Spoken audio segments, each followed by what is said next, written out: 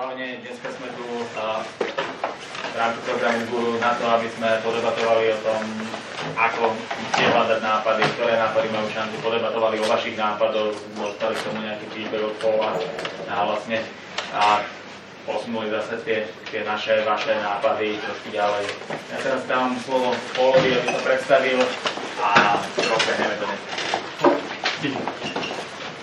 Ja by som mohol po slovensky hovoriť, ale budem po anglicky hovoriť, lebo o moc lepšie to dokážem po anglicky povedať, tak dúfam, že to nikomu nie je problém. So I'll switch to English. And the reason I'm going to speak in English is that if any of you are going to do anything with investors or you're going to try and build a business internationally, you're probably going to speak English anyway, so you might as well get used to discussing things in English and learning the language that is spoken by VCs, for example, or spoken by founders wherever you're going to go. I'll introduce myself first. So you guys, I don't know, does anyone know me or know of me? I have a blog, which is probably the first thing that people see about me. Most people don't know about me is that I came via a very indirect path to venture capital. So starting very early, I was born in Slovakia. I grew up in New York, or actually New Jersey. I went to Germany when I was 16 as an exchange student. So I spent a year in high school in Germany. Went back to the US. Was kind of sick of the US, wanted to live in Europe. Came back to Europe and started a company when I was 18. I was focused on the real estate space. I had nothing to do with technology. Technology was always something that I did on my own. And started a business with an older guy who was an expert in the real estate space, and we were doing commercial real estate. I got very lucky, which is something that, if you look at my career and the way I developed to where I am now, a lot of luck played a role. I'd love to say I'm very smart, but I'm also very lucky. So I spent 4 years building a real estate business. I had no idea what I was doing. I worked really hard at it. Got very lucky to sell it after 4 years. Then I tried to figure out what was I going to do next. And so I went into a role as a consultant at what was then Arthur Andersen, which became Andersen Consulting, which is now Accenture. I spent 8 months there. I hated it. It was the worst job of my life. I quit on the spot and left. Found a job at a law firm because I wanted to go back to Europe. I convinced a law firm to hire me as a business development guy to go to Europe to sell technology deals to banks, to take them public. I came up with the idea. They bought it. They paid for it, and it worked out pretty well. I was working in Frankfurt running business development for all of Europe for this law firm doing IPOs of tech companies. I was supposed to be in that job for 2 years in Germany. They extended my contract for a year, and then SAP came calling. SAP Ventures asked whether I wanted to join their team. That's how I became a VC. I was 24 years old at the time.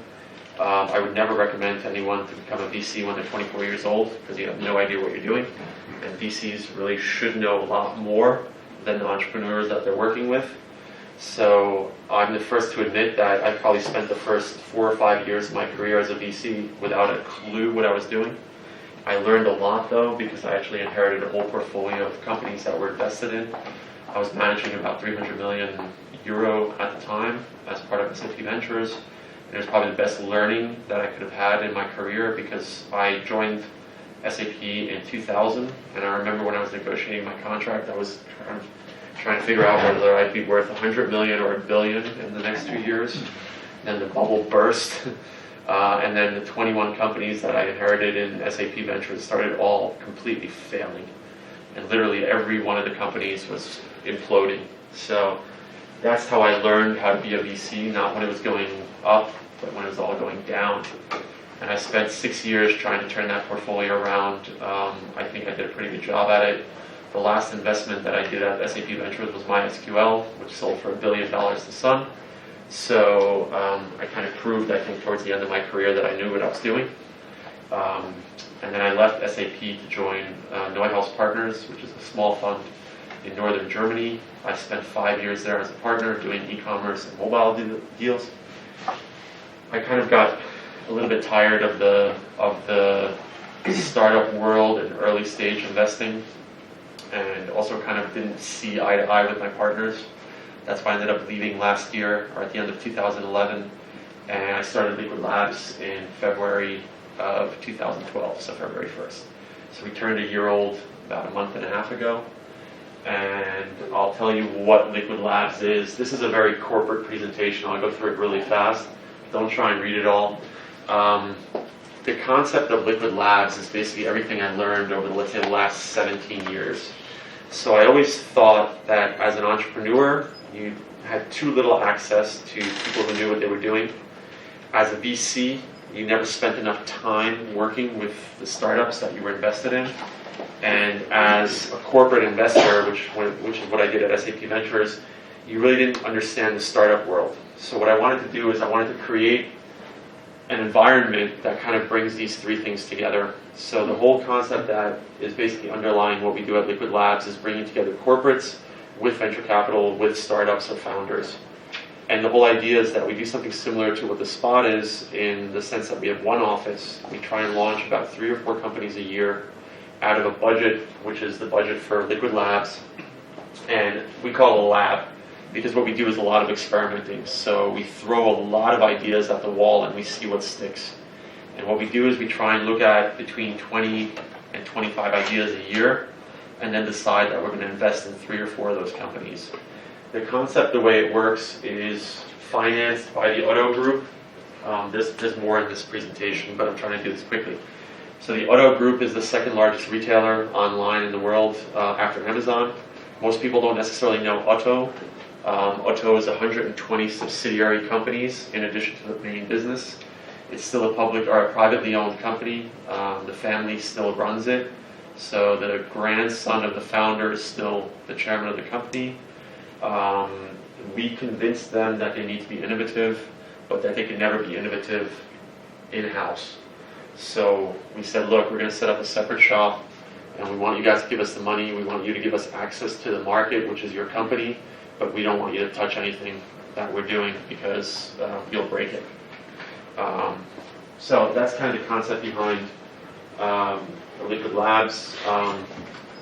What are we trying to do? We basically said that I personally believe that the venture capital market is changing by the day, and the whole concept of venture capital and the way startups are being built is kind of diverging on 2 separate paths. Startups need far less money, and funds have a lot more money to invest, and that just doesn't work. At the same time, we said that the concept behind venture capital makes sense, so we tried to stay somewhat close to the venture market with the model that we have. So we basically have companies that we build that have the option, when we get done with them, to either be spun into the corporate or to spin out and get external financing. So it's kind of the combination, best of both worlds, of the corporate world as well as the VC world.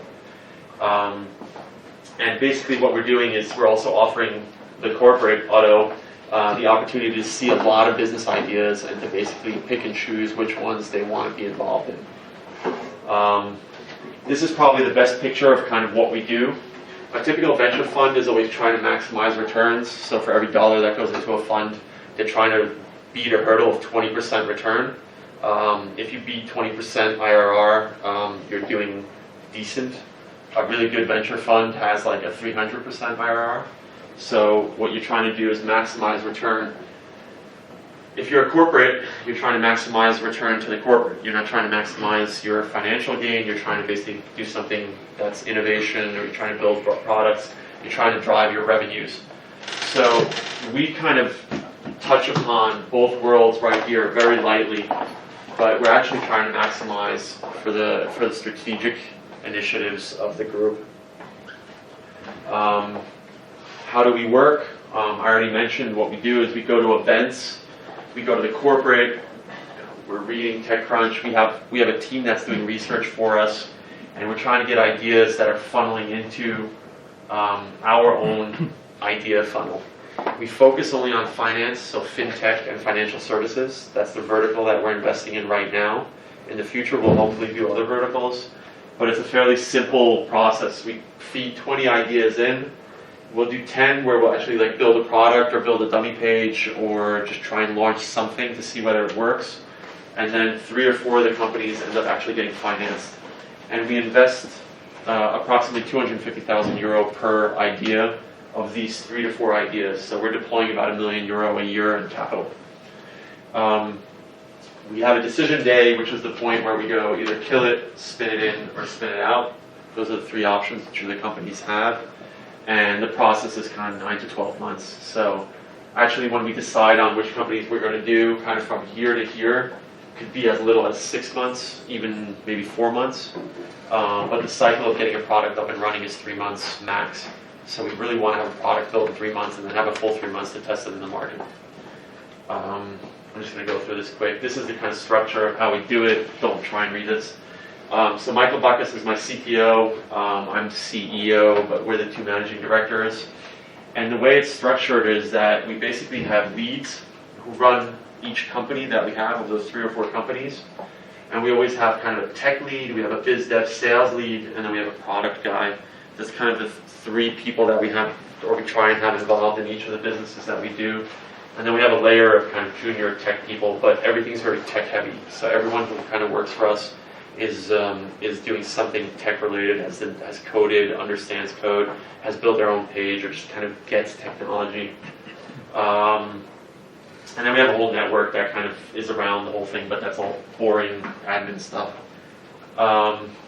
This is very PR related, but it actually plays a pretty big role.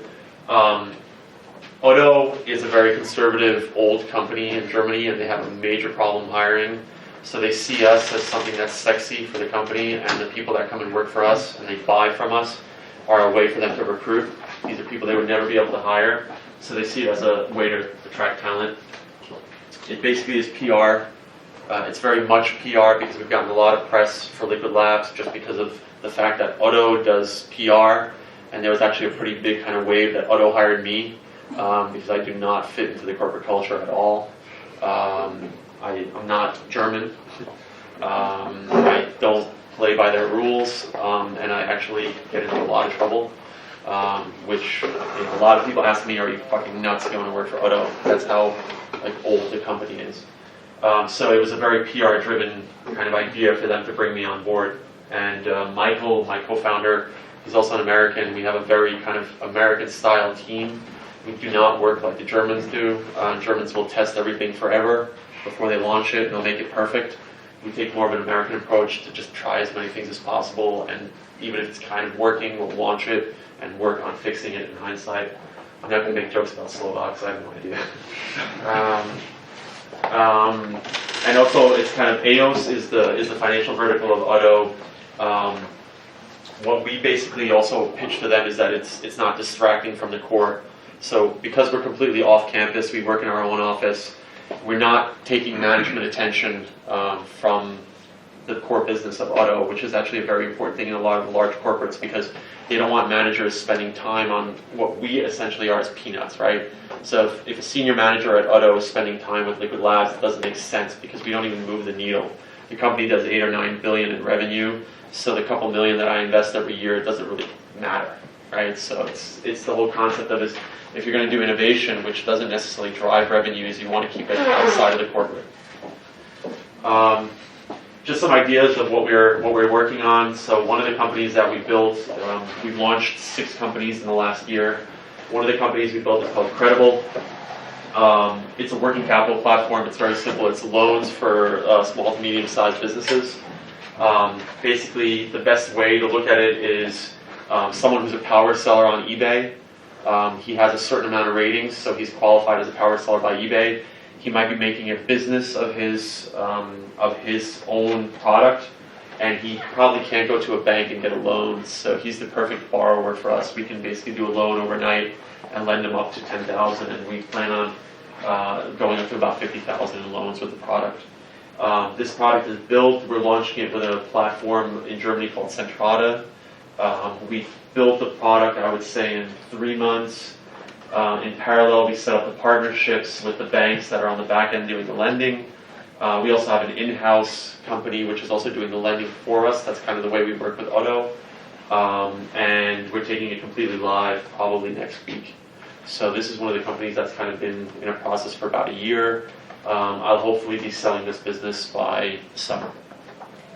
And it's probably going to be sold back into the company because it's core business. The second company is called Device Ident, which is device fingerprinting. It's a fraud detection tool. It identifies users based on their hardware.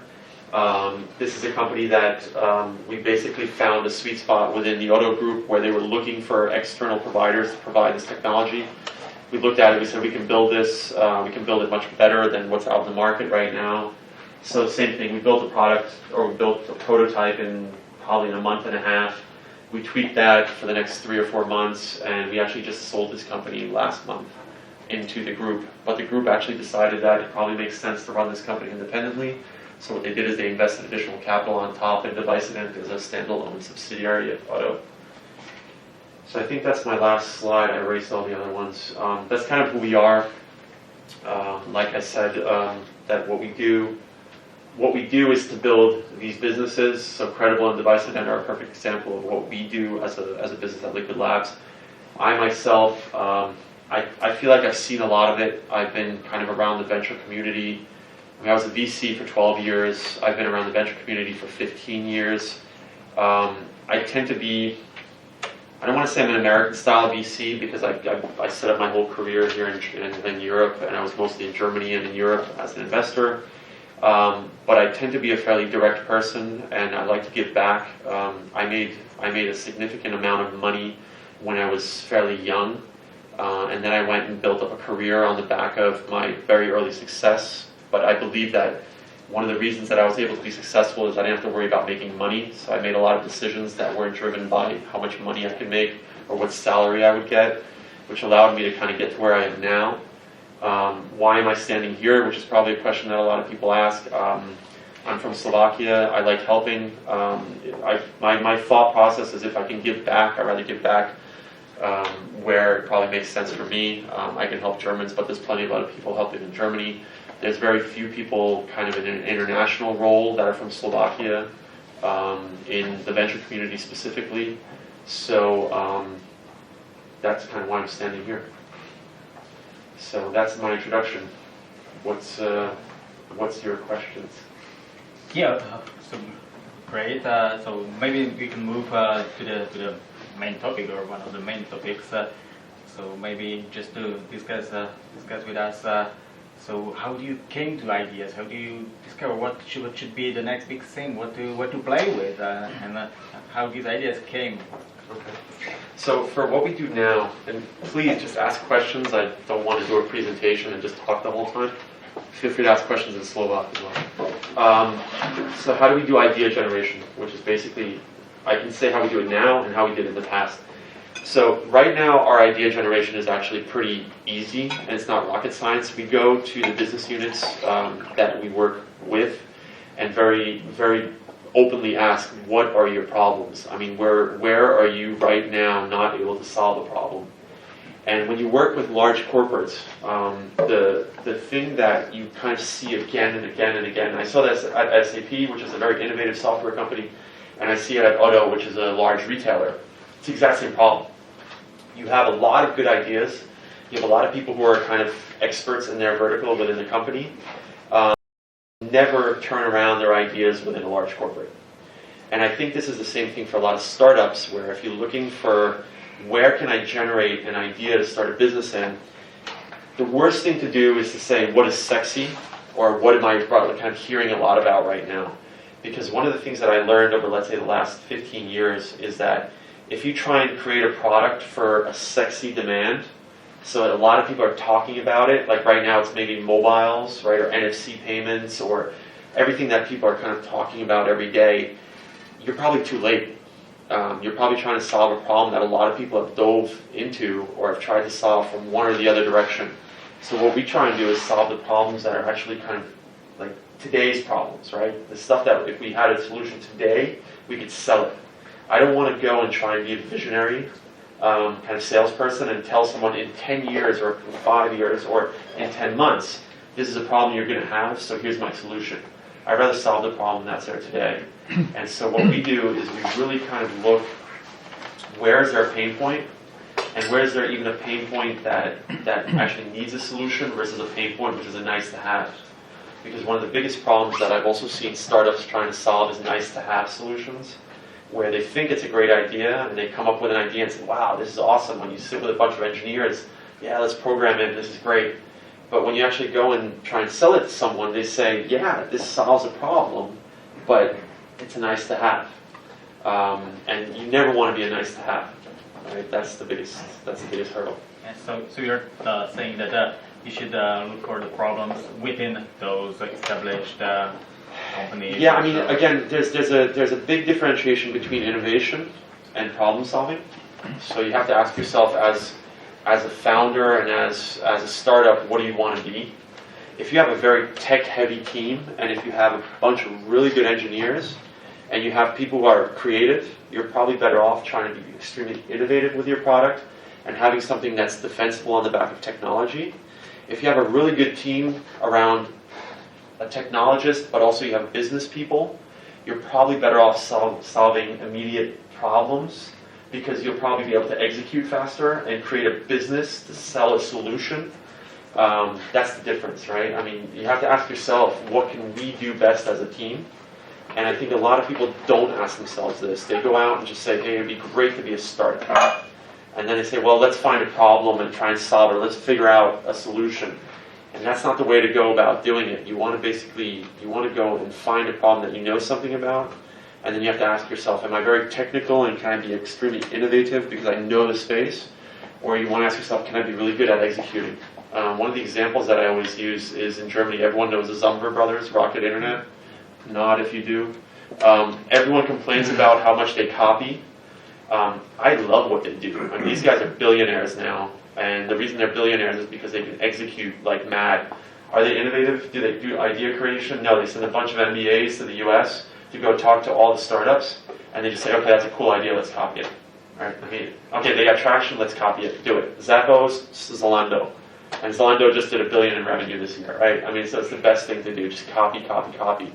And you know what? I steal and copy wherever I can, because why should I recreate what's already out there, right? I mean, there's nothing wrong with it. If I make money, you don't like it, fuck off, right? It's all about money. And if anyone says, you know, they're doing it because they're passionate about it, and then they make $1 billion, it's about the money. It's not about being passionate. And that's also kind of, again, it comes back to what do you want to do, right? Ask yourself, what do you want to do? Do you want to make a lot of money? Well, then solve a problem that'll make you a lot of money. If you want to be very, very innovative, a lot of innovation that gets done is bought very early, right? There's highly innovative products that Google buys, and they buy the companies for maybe 10 million, which is nice, right? I mean, if you own 80% of the company, or 50% or whatever, you're still making nice money. But that's the type of stuff that Google buys. Google doesn't buy companies for billions, right? Every now and then they do. But it's highly likely that if you're going to get bought by Google, you're a small business, and you have a highly innovative product that you haven't been able to market. So that's kind of the answer. A very long answer to a short question. And whom do you talk in those companies? Whom do you talk to? I mean, in which companies? So like at Otto or? No, I mean you said that you talk to your partners, established companies, and try to solve their problems. Yeah. So who are we asking what the problems are? So if it's a large enough business, if they have corporate development or some kind of a strategy team, those are usually the best people to talk to. And there's a lot of, so let's say for example in Germany, I don't know if Slovakia has this kind of layer, but in Germany a lot of the larger businesses have kind of what is known as the Vorstandsassistent, which is basically the assistants to the board. Those are probably the best sources of information because they sit in all the board meetings and they also talk to all the business units, and they tend to be kind of the intermediary between the actual operations of the company and the board. They're usually an amazing source of information, what's not working. They know what's burning right now. If it's a smaller company, the salespeople are the best. Talk to the sales guys. What are the problems that the customers are telling them they need solved? So if you can get to senior sales within a business, they're usually your best source of innovation at customer level. And again, back to your question, it's what's the problem that you're looking for? What idea are you trying to get? Are you trying to get an idea where you can sell something right now? Or do you want to innovate and try and sell them something in a year? And again, if you're doing If you're doing a pure startup where you want to build a large company and you want to go international and you want to get venture capital for it and you want to grow and grow and grow and not get sold when you're small, then you have to be highly innovative. If you want to build a business that you can flip in 2 or 3 years, you're probably better talking to the sales guys or these kind of near to the board type of people to find out what their problems are today. And again, it's the easiest thing to say. You have to learn what to ask, right? I mean, I spent probably 10 years in total learning how to talk to these guys. And it's not about going and saying, hey, what's your problem?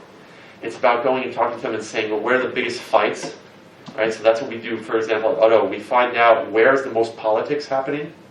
So this is insider information for what we do. So I send my guys and ask, where's the most political infighting happening? Because that means it's probably something that's extremely important to the company. And people are people, right? So as managers, they're always fighting amongst each other. So we try and find out where are the biggest fights and what are they kind of centered around. And we look for ideas there. I mean, and what do you do next? Kind of, they throw to you like zillion ideas or no, problems? they actually don't. They have. No? You'd be surprised. You would think that they would like give you a brain dump. We felt the same thing would happen when we started initially. That we would go and we'd come home with like a stack of ideas. You might get 2 or 3 ideas if you're lucky. Okay. And what we'll do is we'll look at the idea, and then we'll go out into the market and research whether already a product exists. And if we like the idea and we find a product that exists, we see if that product is working. If it's working in the U.S., we'll steal, cheat, lie, and whatever. Just kidding, but no, I'm not. Just be honest. We'll basically find out if it's working in the U.S. and if it is, we'll copy it, like right away. I mean, if it's the solution to the problem that we have. We don't. I mean, I have to take a step back. We don't cheat in the sense of I won't go and meet with the company, find out about their product, and get details, and then come back and copy it. We don't do that. I mean, you can only do that once, and then you're done. But we will look at what's going on in the market and try and find if someone's doing it. I keep repeating, I write this on my blog all the time, that if there's no one competing in the market you're going into, there's no market. Right? So if we get some idea back from these guys saying, hey, this is something that could be of interest for you, if there's someone in the market already, it's probably a good idea. If there's no one in the market, we'll think long and hard if we want to try and do something. So so then you create it and then you sell back to your partner where the idea came from, or what? So what we'll do is so the next step after that, and these are great questions. So the next step is we'll come back with an idea and we'll pitch it to the board. So we'll go and try and get the key kind of stakeholders and we'll pitch the concept to them and say, here's what we will build. Is this something that you'll buy? Do you want to be a customer? Do you want to buy the company? Do you want to partner with us and be a reseller? Right? We'll figure out how to work with them. Because I don't want to launch a company that I don't have someone to support. So we'll go in and we'll basically sit together with them and figure out how we're going to work together. And most of the time it's always some managers, oh my God, I want the company right now. That's always the first reaction. It's bullshit, right? They don't ever do anything that fast. So we say, okay, good, we'll talk to you in 12 months and you can buy it when we build it. And then what we'll do is we'll start prototyping. So we'll start trying to build kind of a prototype of it. And what we'll do is we'll do like an iteration of probably a month, maybe 6 weeks, where we'll put someone on the project, they build a little team around the project, and then they start just playing with the idea. They start looking through the market, they create a dummy site, whatever, go out. We'll literally, one of the products that we did was a payment option on a phone. So we created a dummy app and we had a bunch of interns and we sent them out to malls. And they stood at the mall all day and asked everyone, hey, if we had this product, would you use it? And they're kind of showing people and getting feedback.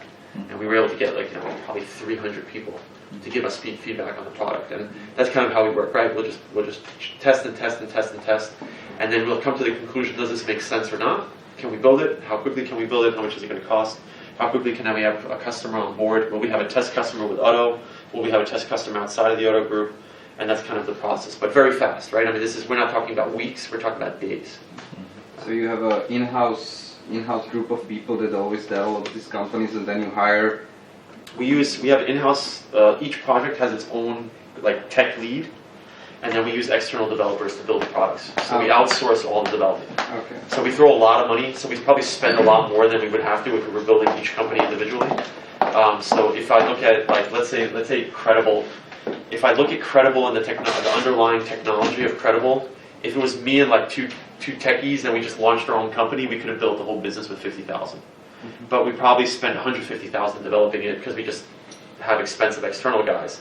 But it's cheaper for me to spend $250,000 to see if it works versus spending a long time and then losing time and then having to spend another $1 million on top to then get it built. Okay, so you basically do it from the business point perspective. You develop the business model and let somebody else handle the. We don't do business models. Oh, but I mean, the idea has to have some underlying business. Yeah, so we'll do. I mean, we'll throw together a couple slides just to get kind of the concept started. And what we do is, we use Dropbox, right? I mean, very simple. We set up a Dropbox document. We use Asana as a collaboration tool, and we'll just feed ideas into it and work kind of with a small team of 2 or 3 people. And then if the other side, the corporate side, if they have people who are interested, they tend to like working with us because it's cooler than like the day-to-day shit they have to do. So they're actually pretty interactive. They all run away once they have to start making decisions. Okay. So it's actually for like 2 or 3 months they're really into it, and they'll give you all the feedback you need. And then once you start telling them, okay, I need you to do this, I need you to do this, then they all of a sudden disappear and stuff. Okay. So, but the tech leads are responsible for the feature set and the stuff that gets built up. So we have in-house product people, we have in-house sales, we have in-house kind of tech, right? So the tech guy will sit down, he'll spec it out. He'll work with the external guys to build it. We have the product marketing or product management people who will kind of make sure the product works, UX, UI. And just testing everything, right? We use external designers, external developers. We have kind of people we know, right? So we constantly feed them work, so we can get capacity fairly quickly from them. And then we also hire people in, right? So we're constantly churning people in and out. So like right now with the Bicident, Roberto, the guy who was running it, he spun it out. He took 2 guys from the team with him, right? So that's the whole concept behind Liquid Labs, that we keep kind of churning teams. Some people don't want to necessarily spin out, so they stay with us. Everyone has the choice of either they go with the startup or they stay with us. But we have a core team of probably kind of 5 or 6 people who work together with Michael and me to kind of manage the whole process.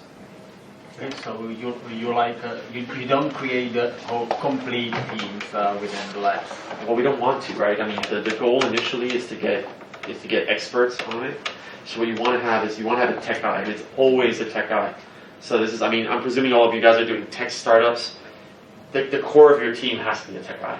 I mean, it's just, I'm not a tech guy, and I would never launch my own company without having like my best friend as my CTO and having a really good tech guy with me, because if I was trying to do it alone, I'm fucked, right? I mean, any techie who's working as an external developer is going to just rob me blind, basically telling me he's developing stuff for I need 20,000 to do it, and I might not know it's only worth 2,000.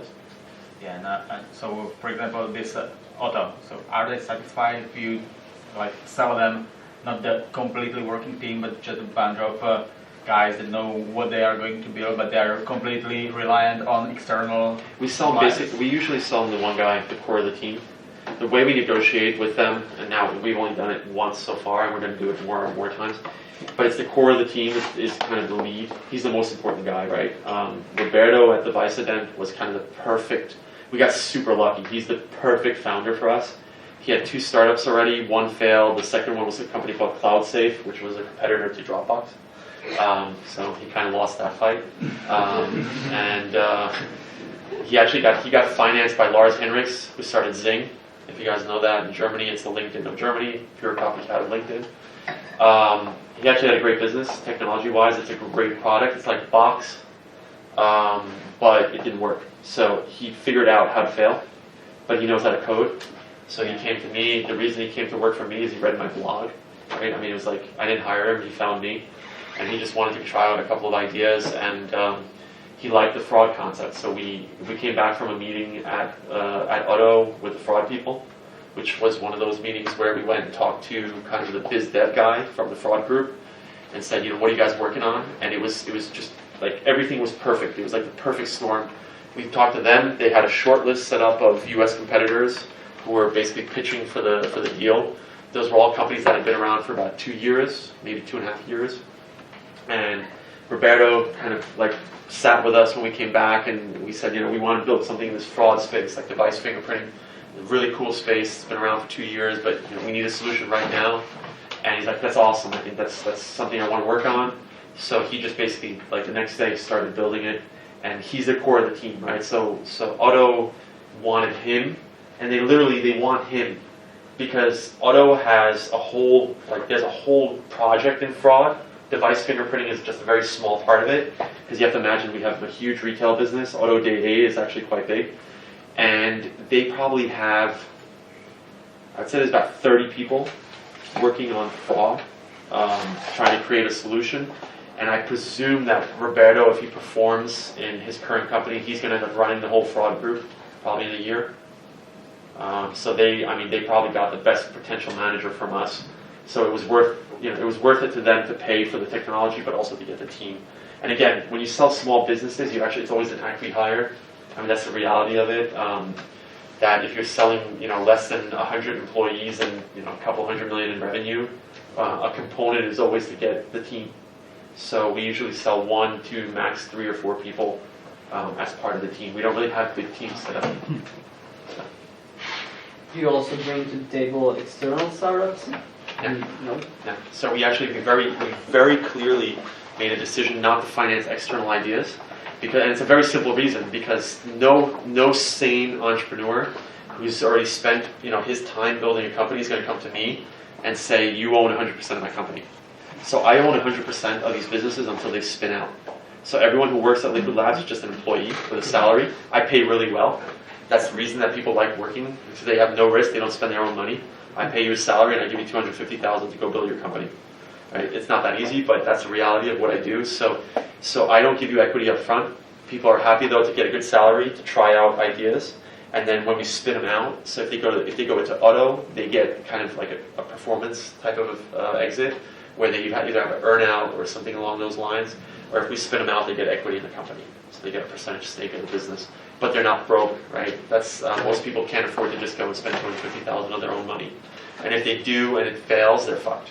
So the whole concept is that we're letting people kind of experiment with our money, but at the same time, we own the equity and we decide kind of at the exit what happens. They obviously, back to your question, do they buy the team? Yeah. And Roberto, he knew he had me on the balls, right? Because if he walked away, no exit for me, right? So he had a lot of leverage in the negotiation, but I'm happy about it, right? I mean, I'm supporting the entrepreneurs, and right now I sold him, but I'm still a managing director of Device Event, because Otto asked me to kind of still accompany the business for the next 6 months.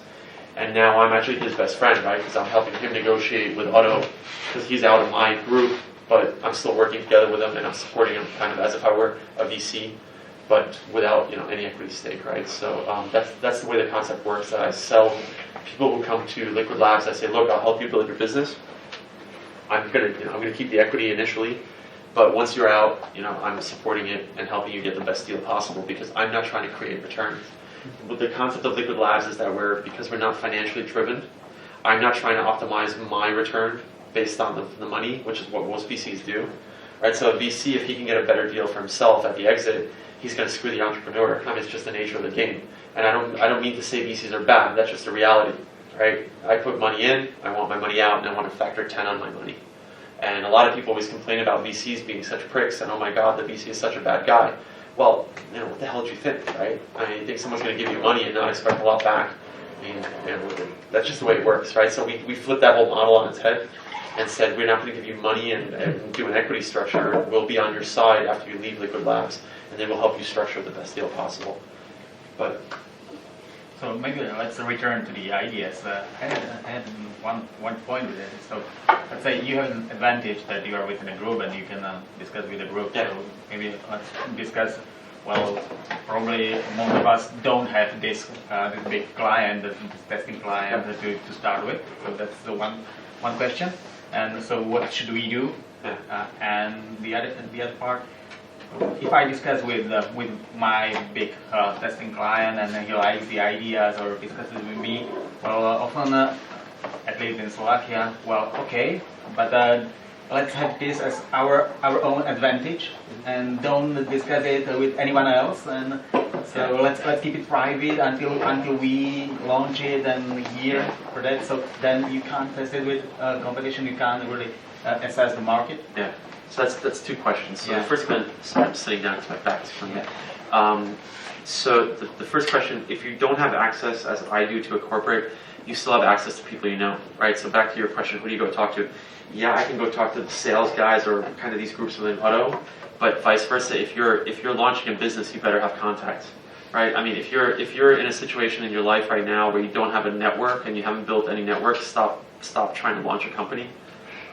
If you're an engineer, go find someone who has a network and work together with them. But it's all about having your network. So the first thing I say to everyone who is launching a company, or whenever I was investing in businesses, I spent a lot of time understanding how good their network was. So you have to build a network. I mean, you have to have the contacts. And I'll question you back. If someone in Slovakia can't get access to kind of those people at the large companies in Slovakia, they shouldn't be starting a business. This fucking country is small. Everyone knows everyone. I mean, if you work kind of a little bit on your network, you can get to anyone in this country. I mean, literally. And even in Germany, I mean, I've been around the block a couple times, but I'm one of the most hyper-connected people, right? My Rolodex, so everyone in my company always makes fun of me that every time we upgrade our systems, my contact list crashes the system because I have about contacts. And these are all people I've actually met. It's not just collecting business cards. And I've kind of figured out that I'm always at most 1 degree of separation from someone, right? So if you use LinkedIn or whatever kind of those types of things are, you can get to anyone. And if someone's not creative enough to get that access to go to talk to someone about kind of what the pain points are of a company, you got to be creative, you got to work hard, and you got to really bust your balls to kind of get access. And that's actually easy. That's super easy. I mean, a lot of people are very kind of, how do I put it, hesitant to go try and talk to people. And I mean, I just, whenever I go to events, for example, I'll go up and talk to anyone, right? I always see people standing around an event, holding their beer and standing in a corner, like, why are you there? Go home, or go sleep or something, or go drink in a bar and get drunk. But if you're at an event, talk to everyone. I mean, just go and literally say, hi, I'm Paul, right? I mean, I wrote on my blog all the time that like fundraising and doing everything in the startups like dating, right? I mean, it's all the same process. Even when you're raising money, it's the same thing. It's right. You're trying to be the sexy person who's trying to find someone else to like you. And so that's the first part of the question. The second part of the question of people always trying to keep everything for themselves, that's a difficult one. That's really hard when you go to these large corporates because they always, and this is something I've noticed here in Slovakia, everyone is so super secretive and like, oh my God, someone might hear what we're talking about. And it was kind of funny, you know who I met today, so we went to a cafe and I noticed that he was kind of like nervous talking to me because I didn't realize initially why he was nervous, but then I realized, I'm like, well, yeah, shit, everyone probably knows who he is. They're probably listening to what he's saying. And if anyone there else is in the tech world and they hear something that we're talking about, he might be screwed. But at the same time, what the hell is he going to talk to me about? I was like, we're not that important, right? So this whole secretive thing is also, it's a matter of how much can you kind of force people to tell you and how much can you get out of them. It's more of an art than a science. And you just go and try and figure out kind of what they're working on, and you just talk to them, right? It's a conversation. You're not telling them, hey, I want to start my own company and I want to launch it with you. Just talk to them about what their problems are and just source ideas by being talkative. Right? It's really not that hard to get people to talk. And if you really think about it, most people love talking about themselves. I mean, go and ask someone, tell me about yourself. They'll talk for hours. And if you go and talk to them about their business, ask them what their biggest problem is. People love to bitch about stuff. People don't talk about the good stuff. They always complain. Slovaks especially, right? So go find out what people are complaining about. I mean, it might be a problem. So, right? I mean, that's kind of the approach. And I mean, I'm trying to give you guys an idea of how I think, right? You have to be creative. You have to be interesting. If you go and talk to someone, I mean, one of the easiest ways to get anyone to tell you something is invite them for lunch. I mean, that's one of the things that people don't realize. Buy someone lunch, people are easy, right? I mean, and then feed them, right? Give them a beer. I've gotten so many senior people to come out to dinner, and like super high level people, because I offered to buy them dinner, right? And I mean, if you think about it, yeah, it's a lot of money to spend like 100 or 200 euro on a dinner to take someone to a nice place. But at the same time, how much would you spend on market research and all? It would cost you so much more than spending $100 or $200 on dinner. And I've done that a lot of times, right? And then all these senior guys, it's always guys, right? I mean, it's harder to get women who are in senior positions to go out because they think you're hitting on them. But with the guys, it's like, let's go get steaks, right? That's the easiest way. Guys always go and have a good steak, and there's always a really expensive steak restaurant. So be like, hey, I'm planning on being there for dinner. You want to come out and have dinner? Right? And people are always so afraid to ask, and you'd be surprised how often people say yes. And it's unbelievable. I mean, one of my best examples of ever meeting someone random. So I was walking down the street in Palo Alto, where you actually do bump into a lot of well-known people. But this was back when I was working at SAP, and I happened to realize, the only reason I caught it was I saw this awesome Ferrari. Someone just parked this brand new Ferrari. It was like a $599 GTB, which at the time had just come out. And I'm like, wow, awesome car. But then I realized I was getting out of the car, and it was Tom Siebel. So we started Siebel, so you guys are all pretty young, but Siebel at the time was just huge, right? It was like the main competitor of SAP. And I literally just walked up to him and I said, hey, Tom, I run SAP Ventures and I'm going to eat your lunch, right? I just wanted to be a dick and see what he says, because I heard he was like a super competitive guy. And I'm like, I'm building the companies that are going to destroy your company. And I was like, really provocative. And he looks at me and he's like, what the fuck are you? Are you fucking kidding me? And he was so intrigued by this. And I'm like, let's chat. And the guy actually offered me a job. Seriously, on the spot, I had a coffee with him. We sat in a place. It was like 20 minutes, right? He had one coffee with me, and I convinced him to sit down and have a coffee. And he's like, you know what? I want to hire you. Right? And I went back to Hustle Partner at SAP. I'm like, you got to give me a raise. Because Tom Siebel just offered me a job, right? I got the raise. So, right? I mean, that's how you have to kind of think. You have to just kind of push people. And, I mean, what's the worst that can happen? They say no. Somebody breaks their nose in Slovakia when you talk to this, but it's a good idea. I doubt it. If he's a senior guy, he won't touch you because he's going to be afraid of you hitting him back. Right? No, seriously. I mean, right? I have an answer for them, right? And it's like, I've had so many discussions where people are like, oh my God, something's going to happen. And I'm like, no, it's not. I mean, that's what everyone always says, right? I mean, most of the time it's okay. I mean, if you will go and try and talk to some politician, right, and you jump in their face, his bodyguards are going to kill you. But, right, I mean, you can always get to anyone. And even if you go to events, right, I mean, people are traveling and people are going to these events in London or in the US. I mean, I'm actually surprised at how people are kind of like, they look at these senior guys as like these gods. And they act like groupies and they kind of like run after them. They're all people. I mean, okay, you're not going to get to Mark Zuckerberg now easily, right? He's probably hard to kind of catch. Challenge accepted. Excuse me? Challenge accepted, right? I mean, I really don't care about Mark Zuckerberg, but Yeah. For my business right now, it's getting to senior executives in the financial world, right? So it's getting to the managing director of Goldman Sachs or whatever, right? I mean, I can get that meeting like that. It's just getting the right introduction, and I'll get the meeting. It might not be today, right? These guys are busy, but I'll get the meeting. And that's kind of how you have to look at it, that I'm not just talking to Otto, I'm going to talk to other people, so I ask my corporate, can you make an introduction to the other businesses? So kind of along your question, I don't know who you work for, but whoever anyone works for, or whoever you work with, I don't know, you have a sister, you have a brother, you have an uncle, someone works somewhere, and you just use that kind of connection to try and get access somewhere. I hope I answered your question. I have a question that you were saying that Otto is a conservative company, right? And if it's not a secret, how did you sell the idea of liquid bars to them? I mean, what was your main argument during the negotiation? So I'll tell you the whole story. It's actually pretty simple. That's actually the funny part about it. So I wanted to leave Neuhaus Partners at the end of, or I wanted to leave Neuhaus in the middle of 2011. I kind of made a decision. I want to change the job. I wasn't happy there. And they asked me to stay till the end of the year because I was a key man in the fund. And I don't know how much you guys know about venture funds, but always the main partners are called key man. And if you're a key man and you leave, the investors can shut the fund down. So my partners made it worth my while to stay. It was a good deal for me. So I took like a half year working vacation. And then I left, and I had started talking to a lot of VCs at the time. I had a couple of offers on the table to become a partner. And what you and I were talking about before, I was sick of being a VC. Everyone thinks it's the best job. It's actually pretty boring. You just hear the same shit over and over and over. And you make a lot of money maybe, but it's actually not sexy. A lot of people think the VC job is so great. It's really boring. And the problem is that most VCs don't ever get operationally active, because if you become operational in one company, it doesn't work.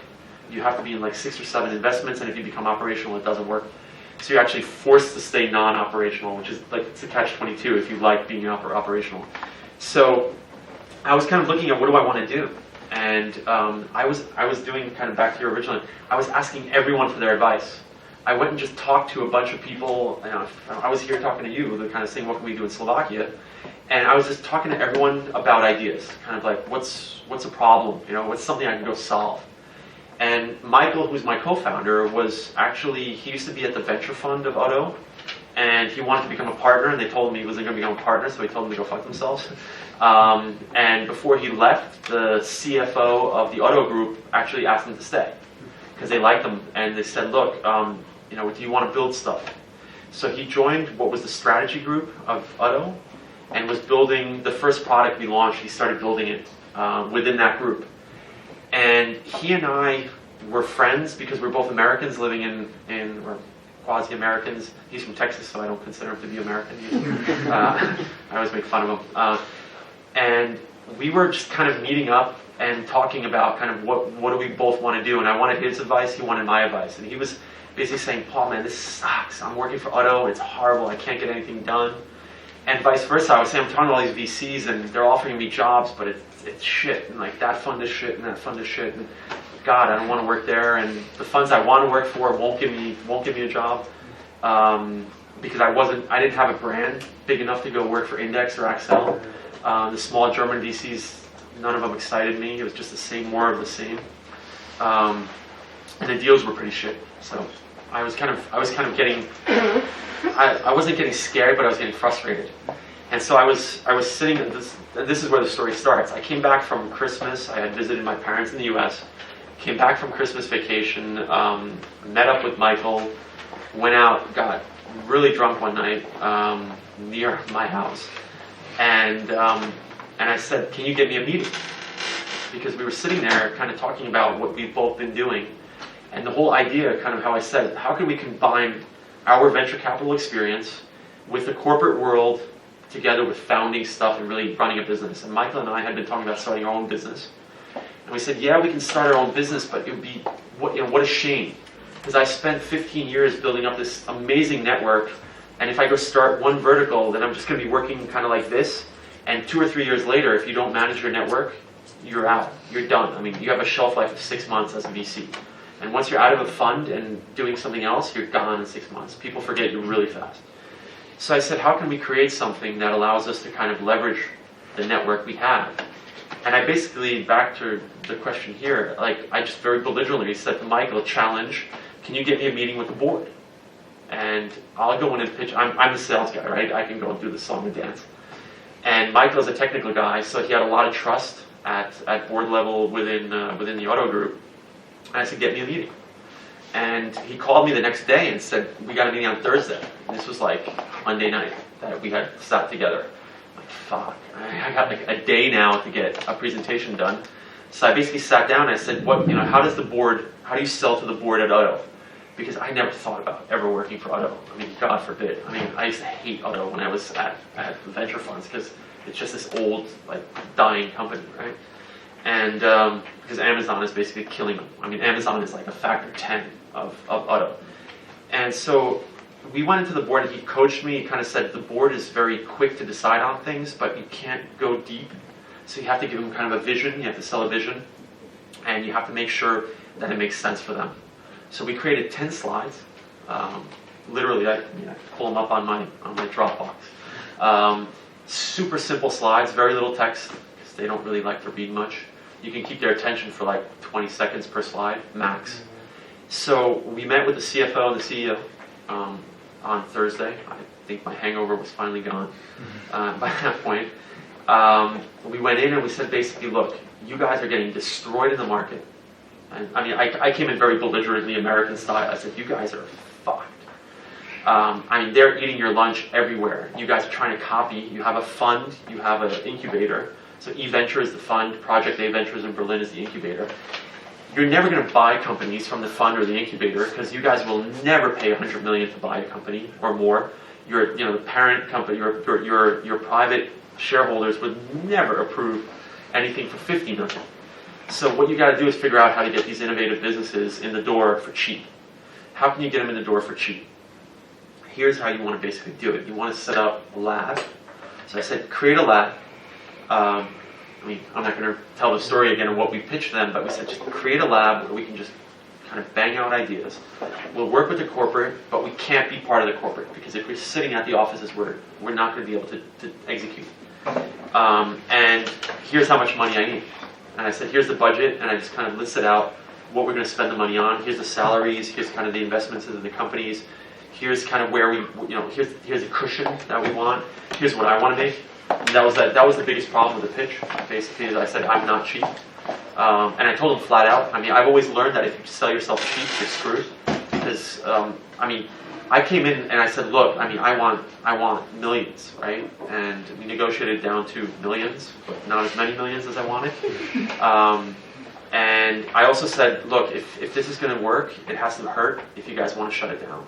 So that's probably the most inside information that I'll give out, is that I said, look, I won't work for you unless I know that if you're going to shut it down, and if someone decides to change their mind, which is very normal for corporates, it's going to really hurt.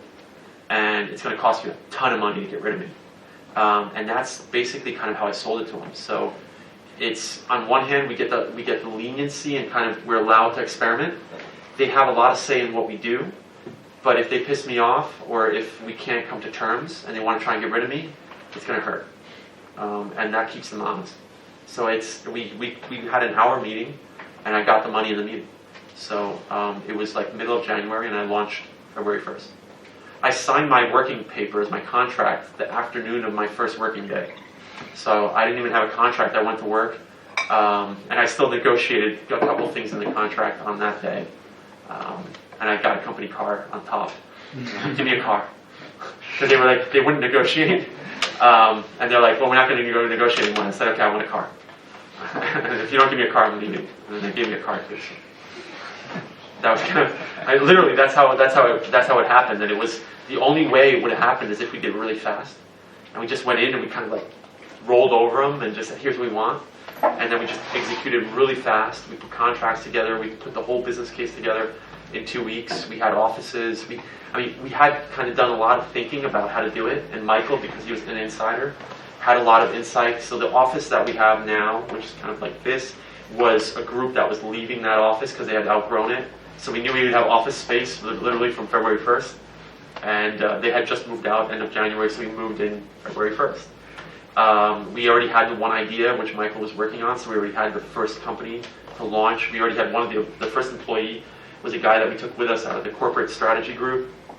He didn't quite work out, which is one of my other learnings. Don't ever hire people out of corporates. I will never hire anyone who's had more than a year or two at a corporate. It just doesn't make sense. I guess the party's starting upstairs. And even your phone.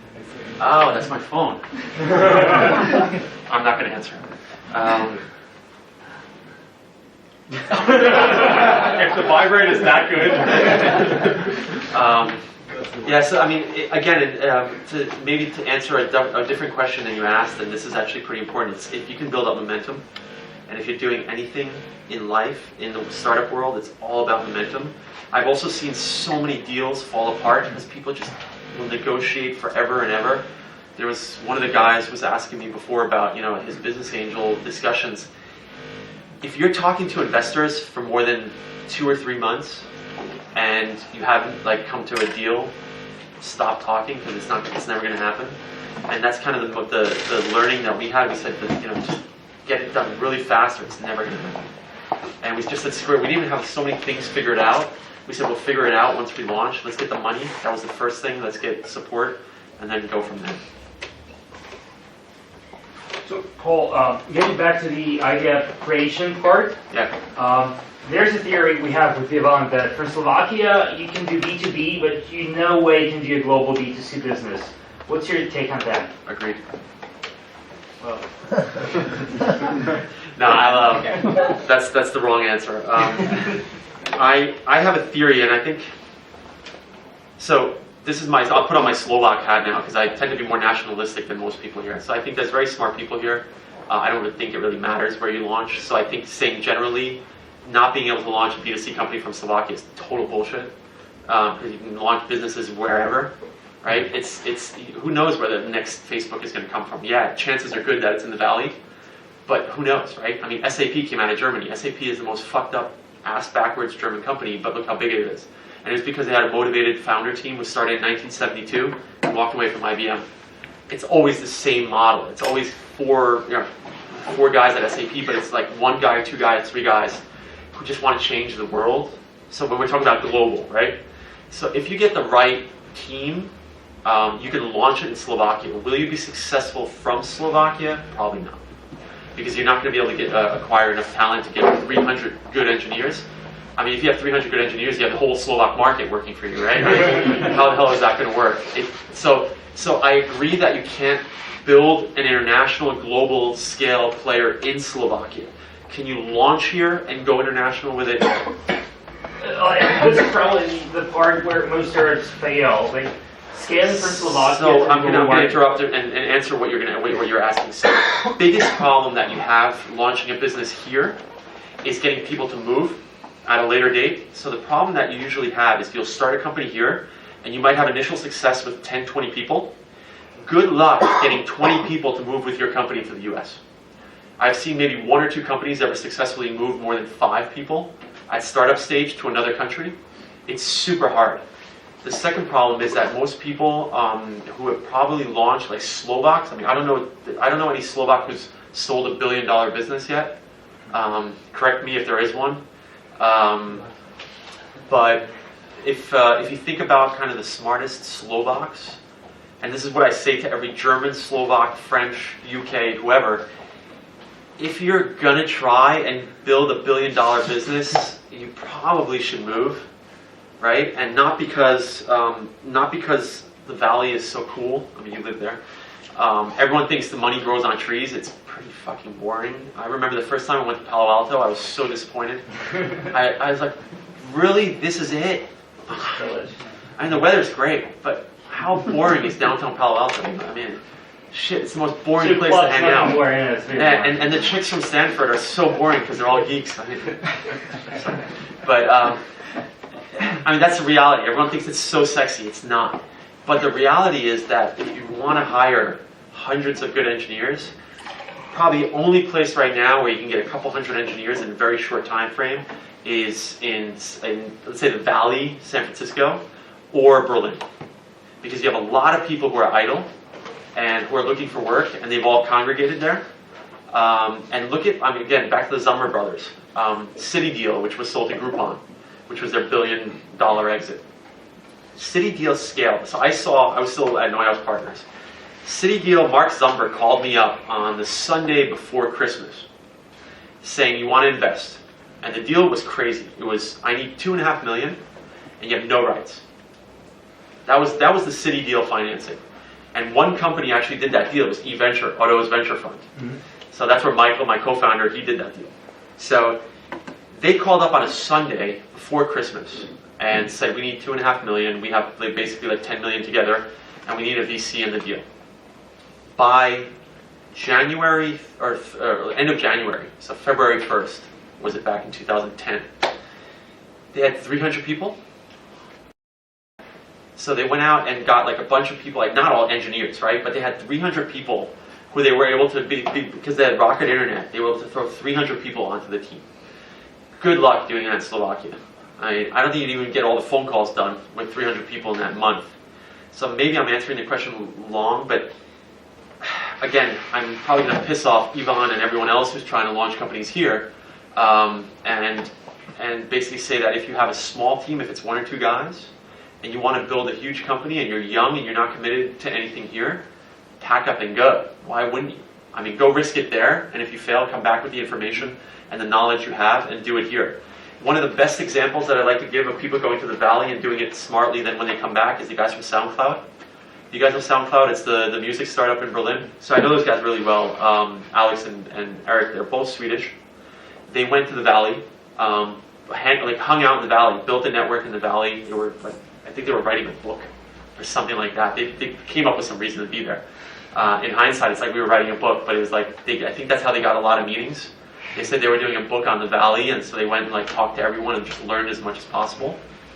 And then they said, we want to be in Europe. And they said, where do we have the best chance to launch a company? And I know this because I was also looking at SoundCloud as an investor back then. And I got outbid on the deal. So I gave them their first term sheet and I got outbid. And they basically said Berlin is probably the best place to launch right now because we're European. We're the music scene, right? So the whole techno scene was in Berlin. And they said, where's the best place for us to be? So we could be in the Valley, but in the Valley everyone's fighting with all the record labels, right? From Napster through to Spotify. Spotify wasn't in the US yet at the time, but the whole music scene was kind of screwed. So they went to Berlin and said, where can we ramp the fastest? And they were able to basically, with kind of a cool company, get to like 30 or 40 people fairly quickly. And again, can you do that here? Depends. And do you have a lot of experts here in the B2C space? Probably not. And again, I mean, I presume this is a good kind of cut of people who are into the startup world. I mean, who's been part of an exited startup company here? Raise your hand. Question answered. Do the same thing in the Valley at any meetup. You'll get like 5 hands up saying they worked for a startup that was sold. Right, so that's also the experience that you kind of want to have. Engineers are great, but you need people who do stuff outside of engineering. So, How about London? I'm always back. Like, I'm not a fan of London. It's super expensive, highly competitive, and not really. So one of the problems that I see as an American with London is that all the U.S. companies come to London and use it as their launch pad for Europe. So you have competition from both sides. You have Europe and the US kind of congregating in London. You have most of the larger VCs in Europe that are relevant are based in London. So it's kind of extremely competitive and you really can't differentiate yourself. And as a Slovak in London, you're the service staff. So I actually hate saying I'm Slovak when I'm in London because everyone knows Slovaks as service. Get me my drink. Or, wipe my ass. So I don't have a very positive approach to the UK. But that's just because my Slovak always comes out. And every waitress I ever talk to and ask, where are you from? It's like, I'm from Slovakia or Poland. Because she was nice from the way you've been talking to? No, everyone who serves you your food in London is either from Poland or Slovakia or Czech Republic. And that's, again, why would I go as a Slovak to London? I mean, I'd rather go to the US. You're more exotic. They all think you're from Slovenia, but again, I mean, seriously, that's how I would think about it. If I'm launching a business, where can I get the best benefit? And if you're highly technical and you're doing like hardcore engineering, don't go to London. Right? There's no hardcore engineering in London. It's all e-commerce and kind of consumer-facing types of things. Berlin is kind of more media, right? So if you're doing kind of consumer media music. Art related, Berlin is really good for that. Boston is really interesting right now if you're doing hardcore tech. There's a community growing there. New York has just gotten huge in the last 5 years, all around Union Square Ventures. I mean, I grew up there, and even 10 years ago, I remember when I joined SAP Ventures in 2000, when it was still the hype. There was kind of what was known as Silicon Alley, was the New York name for Silicon Valley. And there was maybe like 5 or 6 kind of well-known funds in 2000, gone, right? They were all just dead. And there was no venture capital in New York until Fred Wilson with Union Square Ventures set it up. And Fred was the last guy who made money in New York when he sold Geospaces for like $2.5 billion. And then there was like a gap of 5 or 6 years where nothing happened. And now there's kind of momentum. So I think if you're coming from Slovakia and you want to differentiate yourself, you want to be in the US, New York is probably a good place to start because you also have 6 instead of 9 hours difference. I always use the example. I think everyone here kind of hates the guy, but Roman Stanek from Prague, who did first it was NetBeans, and then he did Systenet, and now he's doing good data. He kind of did it smart, right? He kept his development. His development is always in the Czech Republic in Prague. His first company, NetBeans, was completely in Prague. Systenet was in Boston, Prague, and now it's San Francisco, Prague. So he's getting closer and closer. He's kind of made it now, and he's fucking loaded. His house is really big. So don't hate him. He did well for himself. But he did it smartly, right? He kept his development cheap. He had his own core guys. I don't know if people like him or not. I've heard people who hate the guy and people who really like the guy. He seems to still have kind of his like 50 guys in Prague who all keep working for him.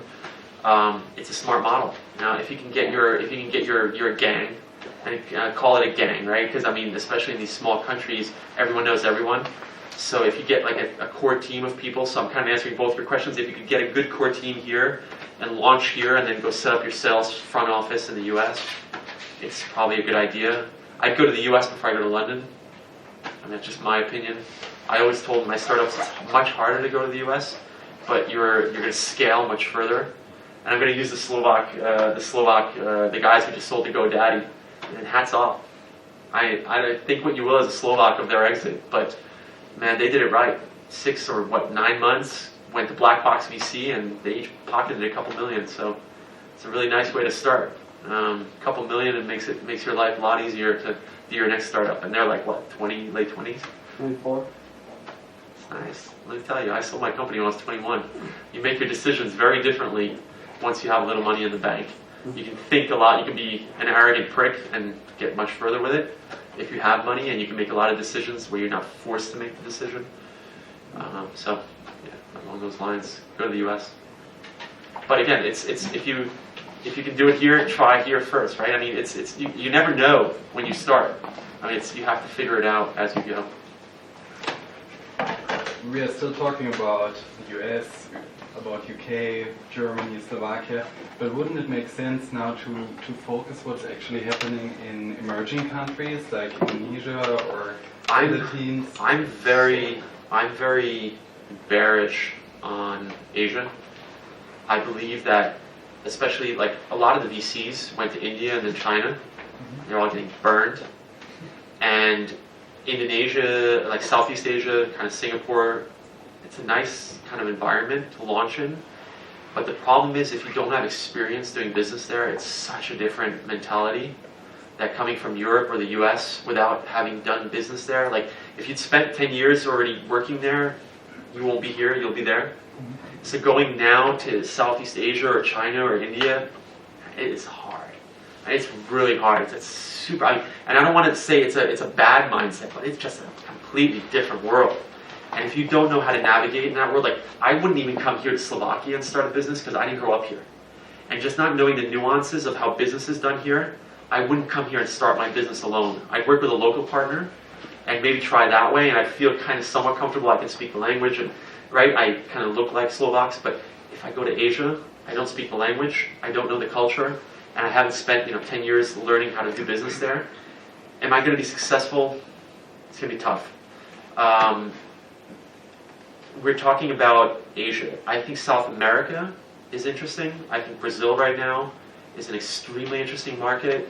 They're completely open, free. It's for me is the motto of Brazil. We also have experience. Otto is investing heavily in. We actually have a fund there. So the beauty of the Brazilian market is it's huge. They're extremely internet affine, which means that if you launch a product and it's free, they just swarm on it. So you get a ton of downloads. Whatever you launch, if it's free, they'll download it and use it. So you get very quick iterations and feedback on your product. And I think there's a community of investors, startup guys. It's a great place to live if you're in the right place. It's kind of dangerous, but you can still like go to the hubs and kind of figure your way out around. It's still cheap, right? If you kind of, I don't know, if you can get 25,000 euro together, you can go there and launch a business and try it out. I wouldn't just go there and try and launch a business alone. I'd see if I could find someone to work with. But I think South America is much more interesting. I think Mexico could be a really interesting place.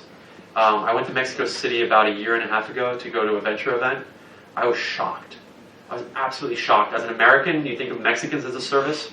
It's unfortunate because when you grow up in the U.S., all the Mexicans work at all the service industries. And when I went to Mexico City, I was just absolutely shocked at how sophisticated the technologists were there. And I mean, Mexico City alone is 30 million people. So you have to imagine, like I went to this startup event as a Euro-American VC. A couple hundred people like showed up, and the room was packed, and they had to turn people away. And I think if you do Brazil, it's the same thing. And you'll do an event, and there'll be a ton of people show up. So there's appetite there, and there's I mean, if you look at it, so my story, I'll do war stories, is what people always want to hear. So I remember reading a book, this is a couple years back now, 4-Hour Workweek. So you guys know Tim Ferriss. So I'm reading the book, and the funniest thing about the book is he's writing about this guy, Hans Keeling, who went to South America and ended up in Florianopolis and set up a surfing shop called Nexus. And I'm like, fuck, I know this guy's name. Hans Keeling. And I'm like, oh shit. I worked with a Hans Keeling on a project at Allianz in Munich when I was working at a law firm. And we were doing due diligence for this big deal, and he and I were sitting in a tiny room, which was like, I think it was like a server room. And it was filled, like the whole room was filled with boxes, and we were going through documents for a big M&A transaction. And it was Hans. He was on the other lawyer, like I was on the one lawyer's side, and he was on the other side, and we were both going through the documents to do this M&A transaction. And so I'm reading 4-Hour Workweek, and I'm like, I know this guy's name. So I started researching, and I got in touch with Tim Ferriss. So that's how I met Tim. I just, back to your question, how you get to people, just reached out to Tim, and I'm like, Tim, is this Hans, who was working at a law firm in LA back at, Sullivan & Cromwell? And yeah, it was. So it's funny that Tim Ferriss put me back in touch with this guy. That's how I got to know Tim.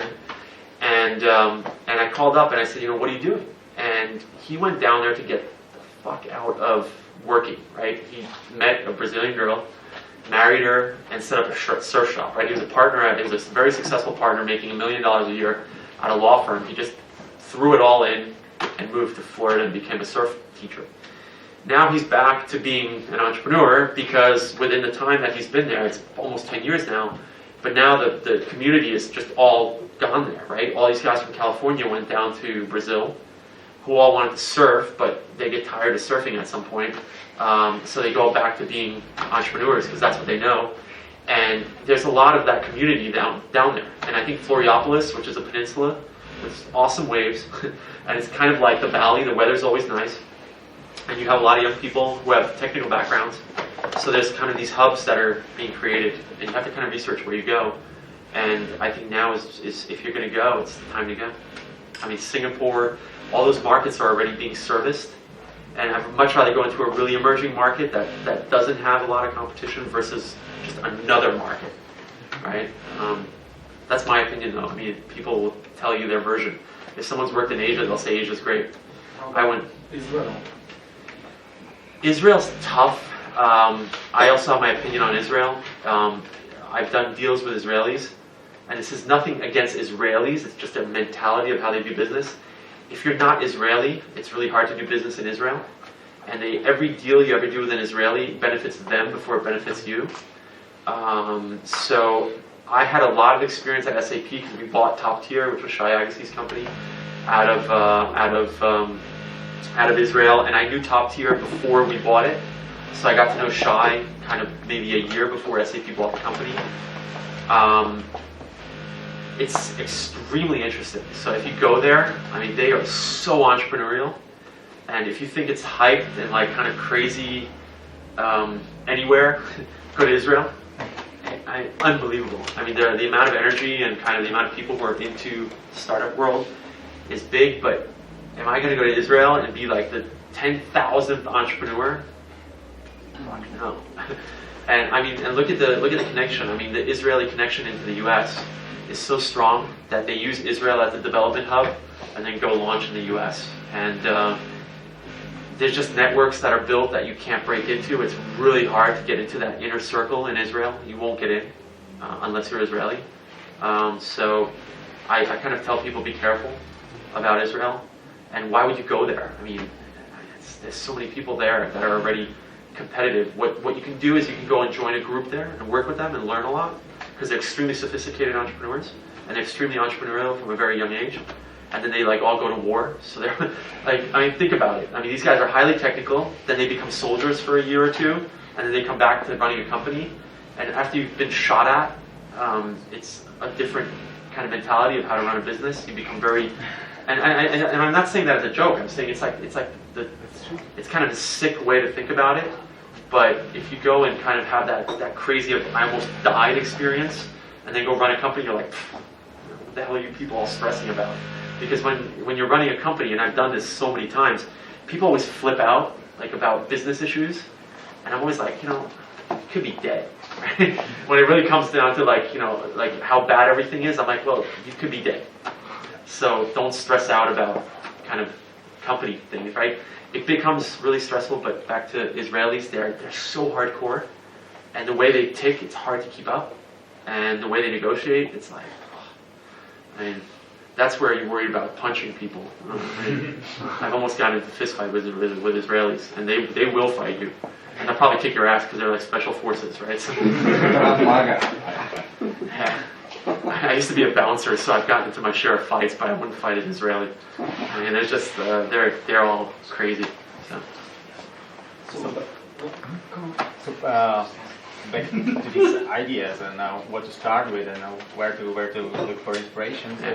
So you told that what you are doing is that you first discover some problems, some issues, and go after that. And what do you think about well, I have my own set of problems, I have my own clever, ingenious idea that nobody else even knows that he needs this.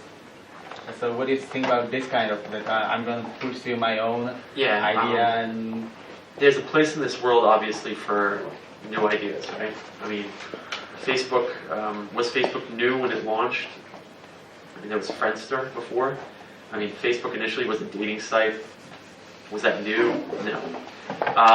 Whoever launched, what's a new product that I think that's really cool? Nest. Right, so whoever came up with Nest, that's that Apple-looking thermometer that launched in the Valley. It doesn't work in Europe yet because of the electrical wiring. That was someone's idea. That was like super new, and they made a product out of it. And I personally think it's an awesome product. I stupidly bought one before I realized that you can't install it in a German apartment. But I sold it back to someone in the U.S. But that's so like there's ideas that make sense, and I think there's a lot of like online ideas. I'm sure the majority of people here are focusing on kind of commerce and consumer-facing stuff. I think there's a lot of ideas that can be done on the mobile device, where if you have an idea, you have to try it. And now I'm going to answer the second point. So if you have an idea, most people are like, well, I'm not going to tell anyone about my idea because they're going to steal it. Forget it. That is the dumbest mindset you can have. If you go and talk to people about your idea and you think they're going to steal it, you don't understand how hard it is to build a company. So it's never about the idea, it's about executing and building the idea. So what I would say is if you have an idea and you want to try it, go talk to as many people about it. 99% of the people are going to tell you you're nuts, right? I mean, as an entrepreneur, the hardest thing is making your own decision to launch your company, because everyone will tell you don't do it. I would still talk to a lot of people who are kind of experts in the industry. So whatever the idea is, if it's an e-commerce play, go talk to 20 different e-commerce companies and ask them their ideas. And you'd be surprised, a lot of people are actually very helpful in terms of giving their feedback. So collect feedback, collect criticism. Most people want to hear people say, hey, that's a great idea. Actually, I never like, when I had new ideas and I want to go test them, I never like hearing someone say, hey, that's great. Because that usually means I don't really give a shit. The best thing to hear is, well, here, maybe I would do it like this, or here's why I don't think it'll work, or here's what you should try doing differently than what you're thinking of. And those are usually the best types of feedback sessions you can get. So you really want to take your idea, go tell everyone about it. Tell your mom and everyone, that's great, but tell people who know what they're talking about it, and get as much feedback as you can, and then just do it. Then, so let's say I have this idea, I heard some feedback, and then, so how many years should I improve until I really realize that I failed? No, that's the other way around. It's like how many months do you want to try an idea before you realize it's never going to work? I mean, if it's a consumer product, if you need to iterate more than 3 to 6 months on it, and you don't have some kind of traction, that you don't have either a website up that people are jointly coming to, like it's all proof, right? I mean, you have to define how you prove whether you're successful. Is it earning money? Is it page impressions? Is it whatever, right? Figure out some metrics that are measurable, and only do stuff that's measurable, because what's the point otherwise? And if in 3 to 6 months you don't have measurable performance, kill it.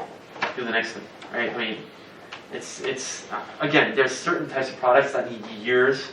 Right, if you're doing hardcore technology and you need years to develop it, sure, it's going to take more than 3 to 6 months. But if it's a consumer-facing online site and you don't have traction in 3 to 6 months, one of my best examples, we built a company or a product called Navendi, which we launched back almost a year ago.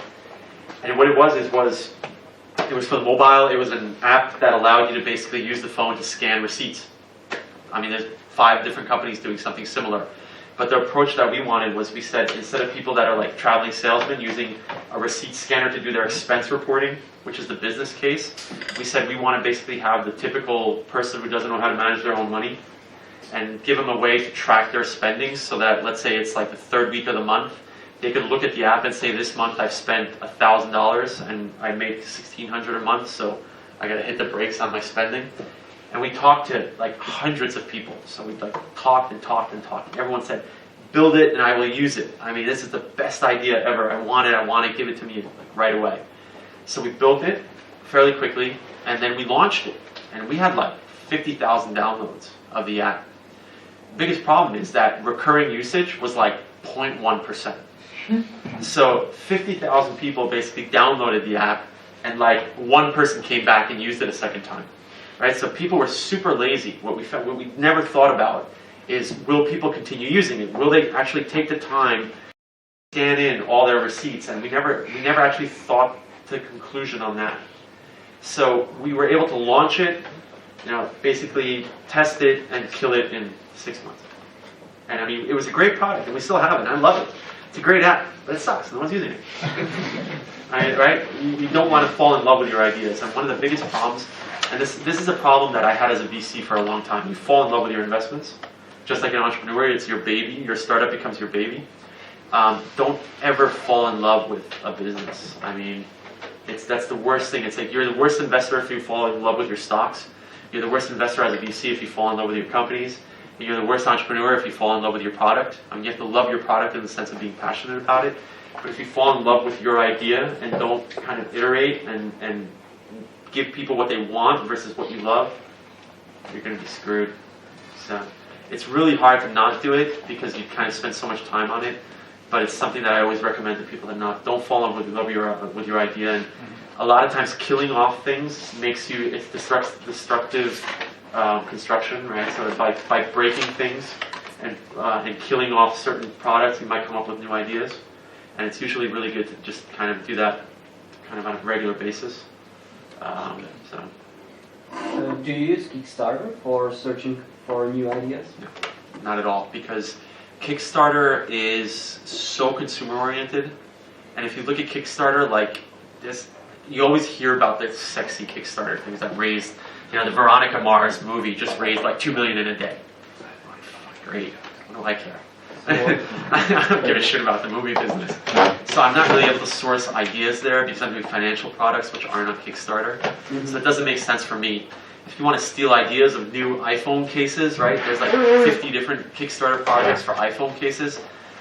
I also don't give a shit, right? It's not a business that I want to go into doing iPhone cases. Is it a good place to go kind of think about how other people are thinking and just, does it make sense to go look at Kickstarter? Yeah, I look at it every now and then. I actually use AngelList more. So I think AngelList is really cool to kind of see what the trends are right now. And you can search on AngelList in verticals. So I always look at the finance vertical on AngelList and go through what's happening there. And actually, I do it myself, but I have a guy, so one of my analysts actually screens all the financial companies on AngelList and gives me kind of a report once a week of what's been launched, just so I know what's happening. Because I want to know what's happening in the market. I want to be an industry expert on finance. So we track all the new things that are being launched on AngelList, and I also recruit on AngelList. So again, Kickstarter, it's hard to recruit there, but AngelList is really good because there's a lot of people who are looking for jobs there. So actually, the last 3 hires that I made were all off of AngelList. So yeah, is Kickstarter where to look? Well, if you're doing consumer type of products, maybe. I use AngelList. I think it's a better place to just get ideas of what the newest things are, and everyone is on AngelList now. It's unbelievably successful. So just go where everyone is, right? I mean, it's easy. Don't try and recreate the wheel. Go and see what people are doing, and you might come up with ideas, or you might see, oh shit. The other thing is that so many people have an idea, and it's like I broke so many hearts as a VC because people would come up to me and be like, I have this great idea. I'm like, well, yeah, I just got 4 business plans last week doing the exact same thing. Right? People are like, they're in love with their idea, and they're like, I got the newest thing, man. They're so excited. They're like, well, look at my app, and then I'm like, well, let me open the folder on my 3rd page, and I have like 5 of them already, right? And they're just like, oh, fuck. And I'm always like really? You want to go launch a company without doing your homework? And a lot of people are like, yeah, I looked at the market and I did my homework, but they really didn't, because you can see what's in TechCrunch. And seriously, TechCrunch is not where things are happening. TechCrunch is like trailing, right? By the time it's on TechCrunch, everyone knows about it. Yeah. So don't ever use TechCrunch as a barometer for what's happening. You have to go to AngelList or, I mean, again, sourcing ideas. I mean, I go to universities. I go to like events where I go to payment conferences. I don't go to the finance conference. I go to the payment conference. I go to credit card conferences. Like trying to find out stuff that's like really kind of far away from what we're thinking about. And instead of using Kickstarter, I would like, if I'm trying to find ideas in a certain segment, I'd go to the conferences, or go to meetups, or wherever you meet people to talk to about what they're doing. Because I realized as a VC, because I was spending a lot of time getting pitched, I had that access to ideas. So I was getting the front wave, or the first wave of people's ideas. And then by the time I got pitched by other people, right, they thought it was still new, but I had already maybe seen it 6 months ago. And that's the reality of most ideas have already been thought of. So when everyone says, I have this really great idea, I don't know how many great ideas are really original. And especially if you kind of come up with an idea, you probably kind of come up with it because you saw a couple of things and you connected the dots. But the reality of the world is that there's always the chance of someone else coming up with the same idea is actually pretty big. Like, how they say everyone has a twin? Like, there's someone in the world who kind of looks like 90% like you. Yeah. So it's probably the same thing. I think every idea has a twin out there. And it's so hard to be original nowadays. That's the biggest problem. That I mean, people are super creative and super kind of intelligent in what they're doing. And back to the question about the Valley and versus Slovakia, one of the things that a lot of people don't realize until they go there, and maybe you can say something about this, is when you get there, people are smart. I mean, that's like the thing that a lot of people kind of know, but they don't really realize it. When you go to the Valley or even Berlin or London, right, they are super smart people, and you think yourself like, hey, I know what I'm talking about, and then you go to the Valley and it's like, holy shit, right? Like you just meet, like the first 5 people you meet had 5 companies. Like I always feel so small when I go there, because I'll be talking to like some VC and they're like, I'll tell them, I did this, this, and this, and then they're like, well, I started Amazon. Or, it's like you get these the war stories that you hear. Like my war story might sound cool here, and then I go to the Valley and they tell me war stories where I'm like, oh my god, like how small am I? And then it's the same way with the entrepreneurs. You meet people who are so brilliant, and they're from everywhere, and they're not just brilliant, but they're hungry. And that's the other part of the thing that people don't really realize coming out of Europe. I don't know if it was your experience. I mean, I always do these examples. They'll shoot their mom to be successful. Like, that's how crazy competitive it is. And, these guys are sleeping in the office. These guys are willing to work, 14, 15-hour days on their idea. So if you come up with an idea and you think it's great, there's probably someone else who's come up with a similar idea, and he's probably working twice as hard as you are. And Europeans, and again, I'm saying this to try and help people, Europeans are fucking lazy. I mean, we are spoiled. That's why I live in Europe. I always say this, I'm lazy too, so I'm here, and I'm taking advantage of the European opportunity because I'm a much bigger fish in Europe than I am in the US. But Europe in general is far lazier than the US. And that's the problem of it's not just the ideas, it's the execution. And when you go to the Valley, and people are willing to work their ass off because they have nothing to lose. Right? They've left everything behind. They have maybe 20,000 left in their account, and they have to live for the next 12 months off of that. And they're willing to do whatever it takes. So it's the idea is great, but the execution is even more important. So that's kind of the way it is. And again, I'm not trying to be negative about it. Like I said, I'm the first person to cheerlead for Slovakia, and everyone says, why the hell are you in Europe? I'm like, well, I'm waiting. I'm gonna quit venture capital when it's successful in Europe. I've been doing it for 15 years. I probably will be doing it for another 15 because it's really hard. But but that's kind of the reality. I mean, Europe is just a different mindset, and if you want to be competitive globally and your idea is great, well, great. Build it and make it happen, and do whatever it takes to make it happen. It's probably more important what you do versus what you come up with. Yeah. To your question. Where does marketing or advertising steps in? Because sometimes I think you can have a good product, but when you do a shitty advertising, it doesn't work. And sometimes if you have a really bad product and you really do a good advertising, people are stupid enough to buy it and to use it. So I say that about myself. I'm not really smart. I'm just really good at marketing myself. I mean, I'm always like, my first thing I would say, and I'm very honest about it. I mean, shit, I've been so lucky. But I've been a good marketer of myself. I created my own brand, and then I always sold the shit out of myself. And it's the exact same thing you do with a product, right? I mean, if you have a great product, maybe it sells itself. Good luck with that. A lot of times it's just being in the right place at the right time with the right message.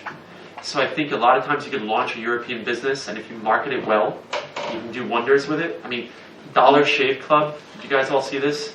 Yeah. Like that stupid video. The company's already dead, or I think they're dead, but the whole concept was kind of taken to the nth degree.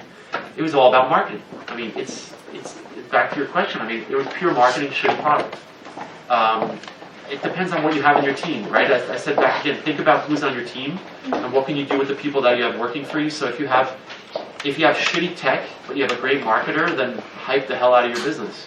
And do whatever it takes. I mean, I'm no longer VC, so I don't screw the VCs. I don't care. But get money, and then do whatever is possible. Like I think one of my most favorite stories, and again, it's like war stories from really popular people, but I think it's so cool what they did. So there's a book called Up in the Clouds, which is by Mark Benioff, who started Salesforce. I highly recommend reading it because it shows you what an arrogant prick this guy was. So what he did is basically started Salesforce with Oracle money. So Larry Ellison, the founder of Oracle, was one of the first investors of Salesforce. And what Mark Benioff did is he went and basically did guerrilla marketing in front of all of SAP's conferences and Oracle's conferences, right? So Larry Ellison was invested, but he was basically screwing himself. And Mark he's a brilliant marketer. I remember meeting Mark before he launched Salesforce. I was at a conference where he showed up, and no one knew who he was. He was just a really good sales guy from Oracle who had made a ton of money selling Oracle. And then he showed up at this event. It was a European event. I think it was in Paris or some cool location. And he was like this out of this world type of guy. He was walking around like he was the most important guy there, and he was probably the most unimportant guy there. And everyone was like, who is this guy? And then he gets on stage and he starts doing this show about how he's going to, his whole marketing was no software, because he was the first software as a service business. And he just gets on stage and he's like, well, I'm going to kill software. That was his message. And he just hyped the shit out of it. And he just hyped it. And he created the cloud. I mean, let's be honest. I mean, Salesforce was the most proficient at creating the concept of cloud. And was the product really that good? I mean, if you looked at Salesforce when it was initially launched, it wasn't even that good a product. It was just a smart product. But the marketing is what made them big. So if you can market, now I'm going to, again, be the bad guy. I don't know too many Slovaks who are really good at marketing. And I don't really know too many Slovaks who are good at sales. I say this to Germans as well, too. I say Germans are really good engineers, but they're shitty salespeople. And they're even worse marketers. So what mistakes are they doing? They just don't know how to market. When you grow up in the US, you learn how to market yourself when you're 3 years old. And the way you go to school, everything that happens in school is about marketing yourself. You learn how to start campaigning to be class president, and you learn how to start doing pitches in front of class, because that's the way US schools are run. I remember so I grew up American. I'm Slovak by being born here, but I'm so American because I was 5 years old when I came there. And so I grew up in that system, and I'm always shocked at how bad people present in Germany. People even my age, I'm 37, because they never learned, and they never had to present. And I remember growing up, I was presenting in front of my class all the time. So it's like this ingrained knowledge, and you have to do it over and over and over again. I don't really get scared talking to people anymore, And I learned that I'm probably most effective just by telling war stories and jokes versus being like the business expert, because that's not who I am. So you have to kind of learn how to do it. You have to learn what your best story is. Some people are really good being technical, and people are fascinated by what they say technically. I'm probably more interested in talking about what I've seen, and that's the mistakes that people make. They never practice. They don't really ever have to market anything. Like in the U.S., when you grow up, you have to market yourself to get accepted to college, right? All the application processes for U.S. universities are pretty much like a dog and pony show, right? You have to basically sell yourself to the university to get your spot. And that's the way that whole environment works. That's why Americans are so good at hyping shit, because they grow up hyping everything. And that's the problem in Europe, that you don't really ever learn how to hype and sell and market. And I use hype positively, right? You don't want to hype anything, you want to sell it, market it. I think nowadays marketing and hype are kind of interchangeable. And again, if you have a product that you can hype, great, hype it. It makes sense to hype it. A lot of products are not hypeable, right? I mean, they're hardcore technology, you can't hype that. You have to really sell it. You have to create a brand. Yeah, but still you said like the reasons why people are not good in marketing and sales, but what's the character of being not good? Like, what do you see in people? Like, how do they behave? Like, do they talk too much, or do they, I don't know, well, are do you they mean shy? In terms of print? Or do you mean in terms of print marketing, or do you mean in terms of marketing themselves? both, like So the biggest, selling the so I'll answer product. that in two parts. So most people don't market themselves. They don't go out and sell themselves. They just don't walk up to at events, right? Mm-hmm. If you go to corporate events, there's the people who know everyone, and they go and talk to everyone. And there's the people who stand in the corner drinking their beer. That's the way they are. That's the mistake at the personal level. Mm-hmm. When it comes to the company level and marketing campaigns and basically selling your business, they take a very technical approach. So they'll have like a white paper with technology on it. Gives a shit. And they go out and sell the product, sell the vision. They try and sell the technology instead of selling the vision. I think that's one of the major differences between U.S. companies and European companies. One is selling a product, the other one is selling a vision. A lot of European companies sell tools or software versus selling solutions. Right? That's the other differentiation I always make. Sell solutions to problems, versus selling tools or software. But it's very difficult to kind of generalize. It's very specific to each company. And I have one more question. Like, when you were doing ideas or products, what is the statistics? Like, how many were successful, how many were not successful? My own ideas, or in general, what I've seen? In general. So venture capital is probably super easy. So all VCs, and this is just kind of, VCs call this like the standard rule of venture capital, is that 5 companies basically fail. So of 10 companies, right? 5 fail, which means that they might give you a little bit of your money back, but like maybe 10%, right? So it's like complete write-offs. 1 or 2 get you your initial investment back.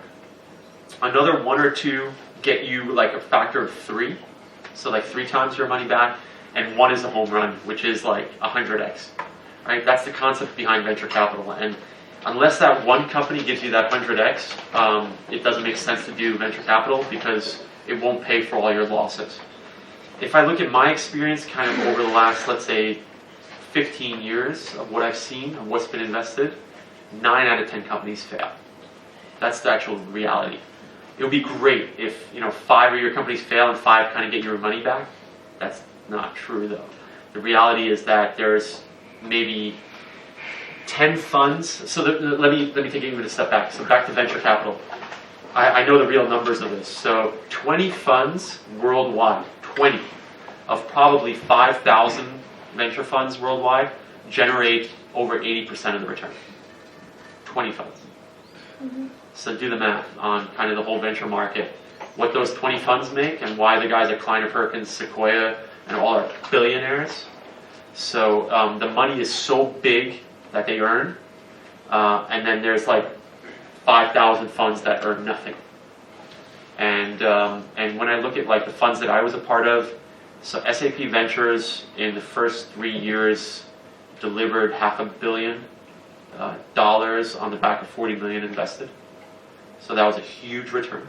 Neuhaus Partners, the first fund delivered like 4.2x 4.2 times what was invested in it.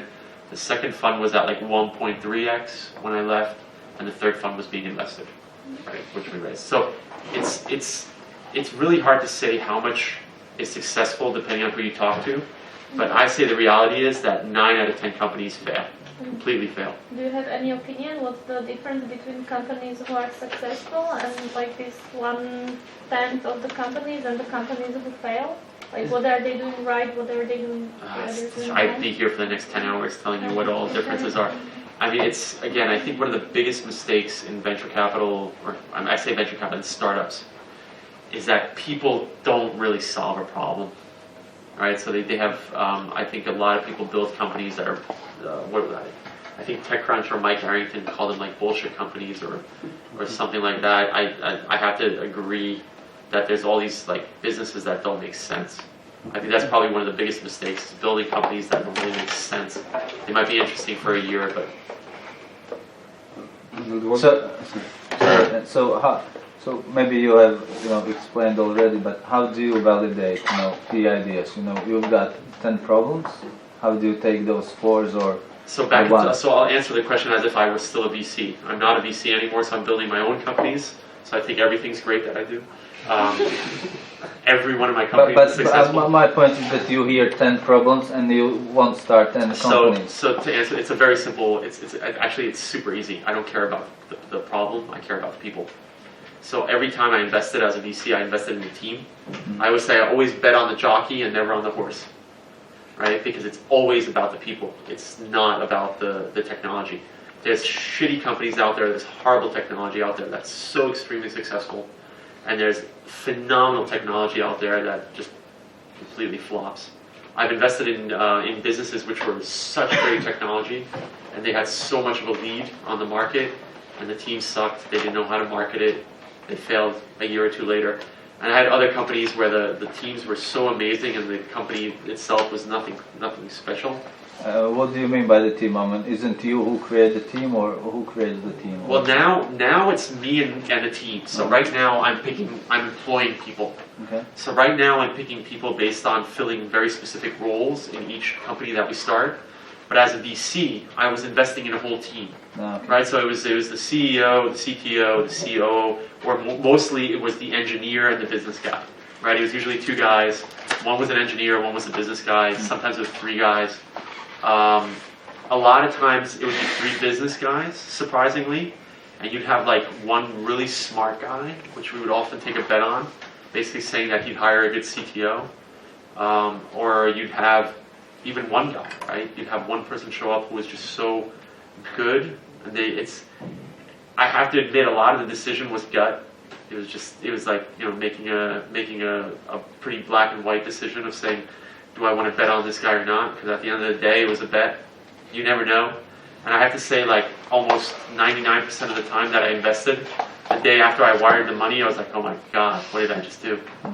And then let's say 12 months later, all the companies that I was like, man, these are the best. Like, I remember talking to people about my portfolio.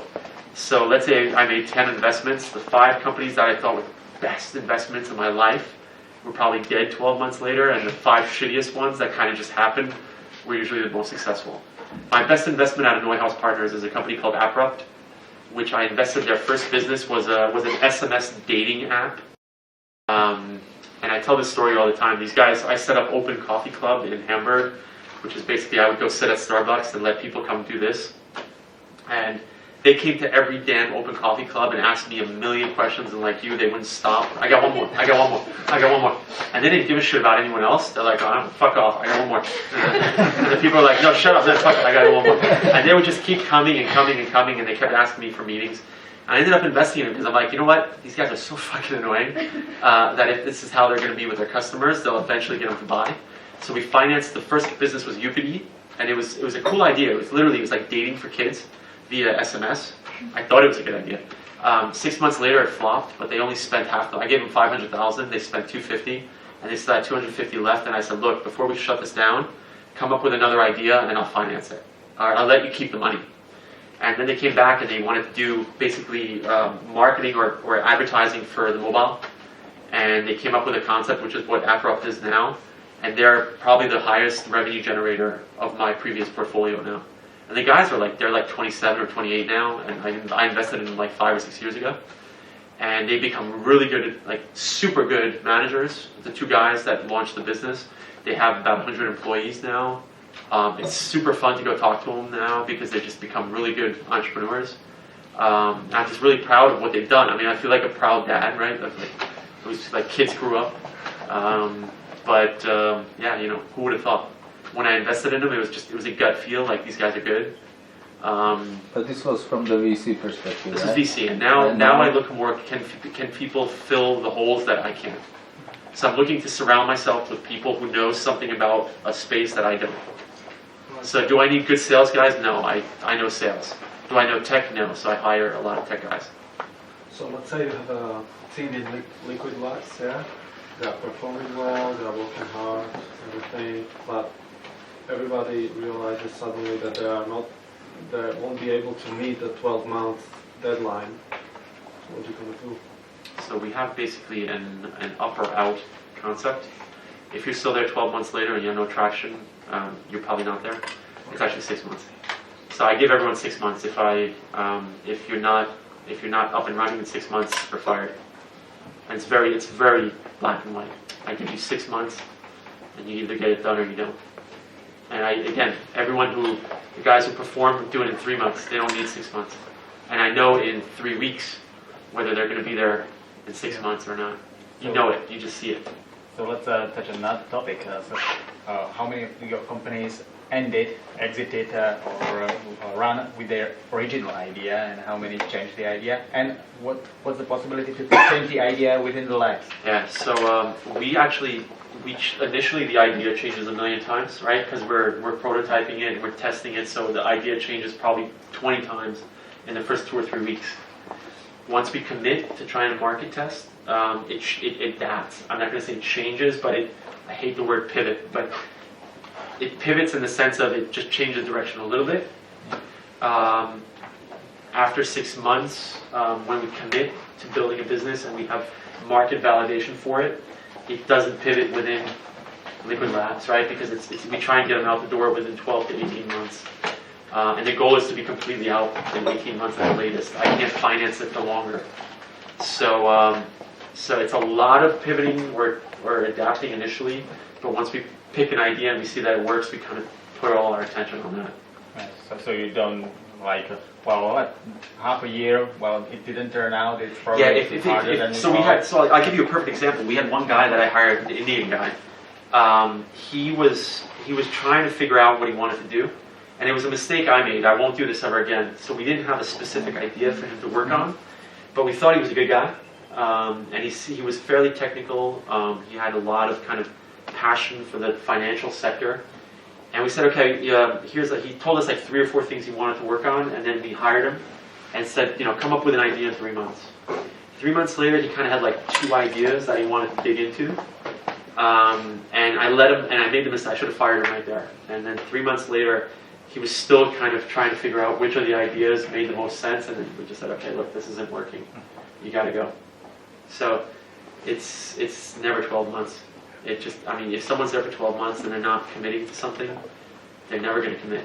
So you measure success by traction. It doesn't need to be necessarily financial.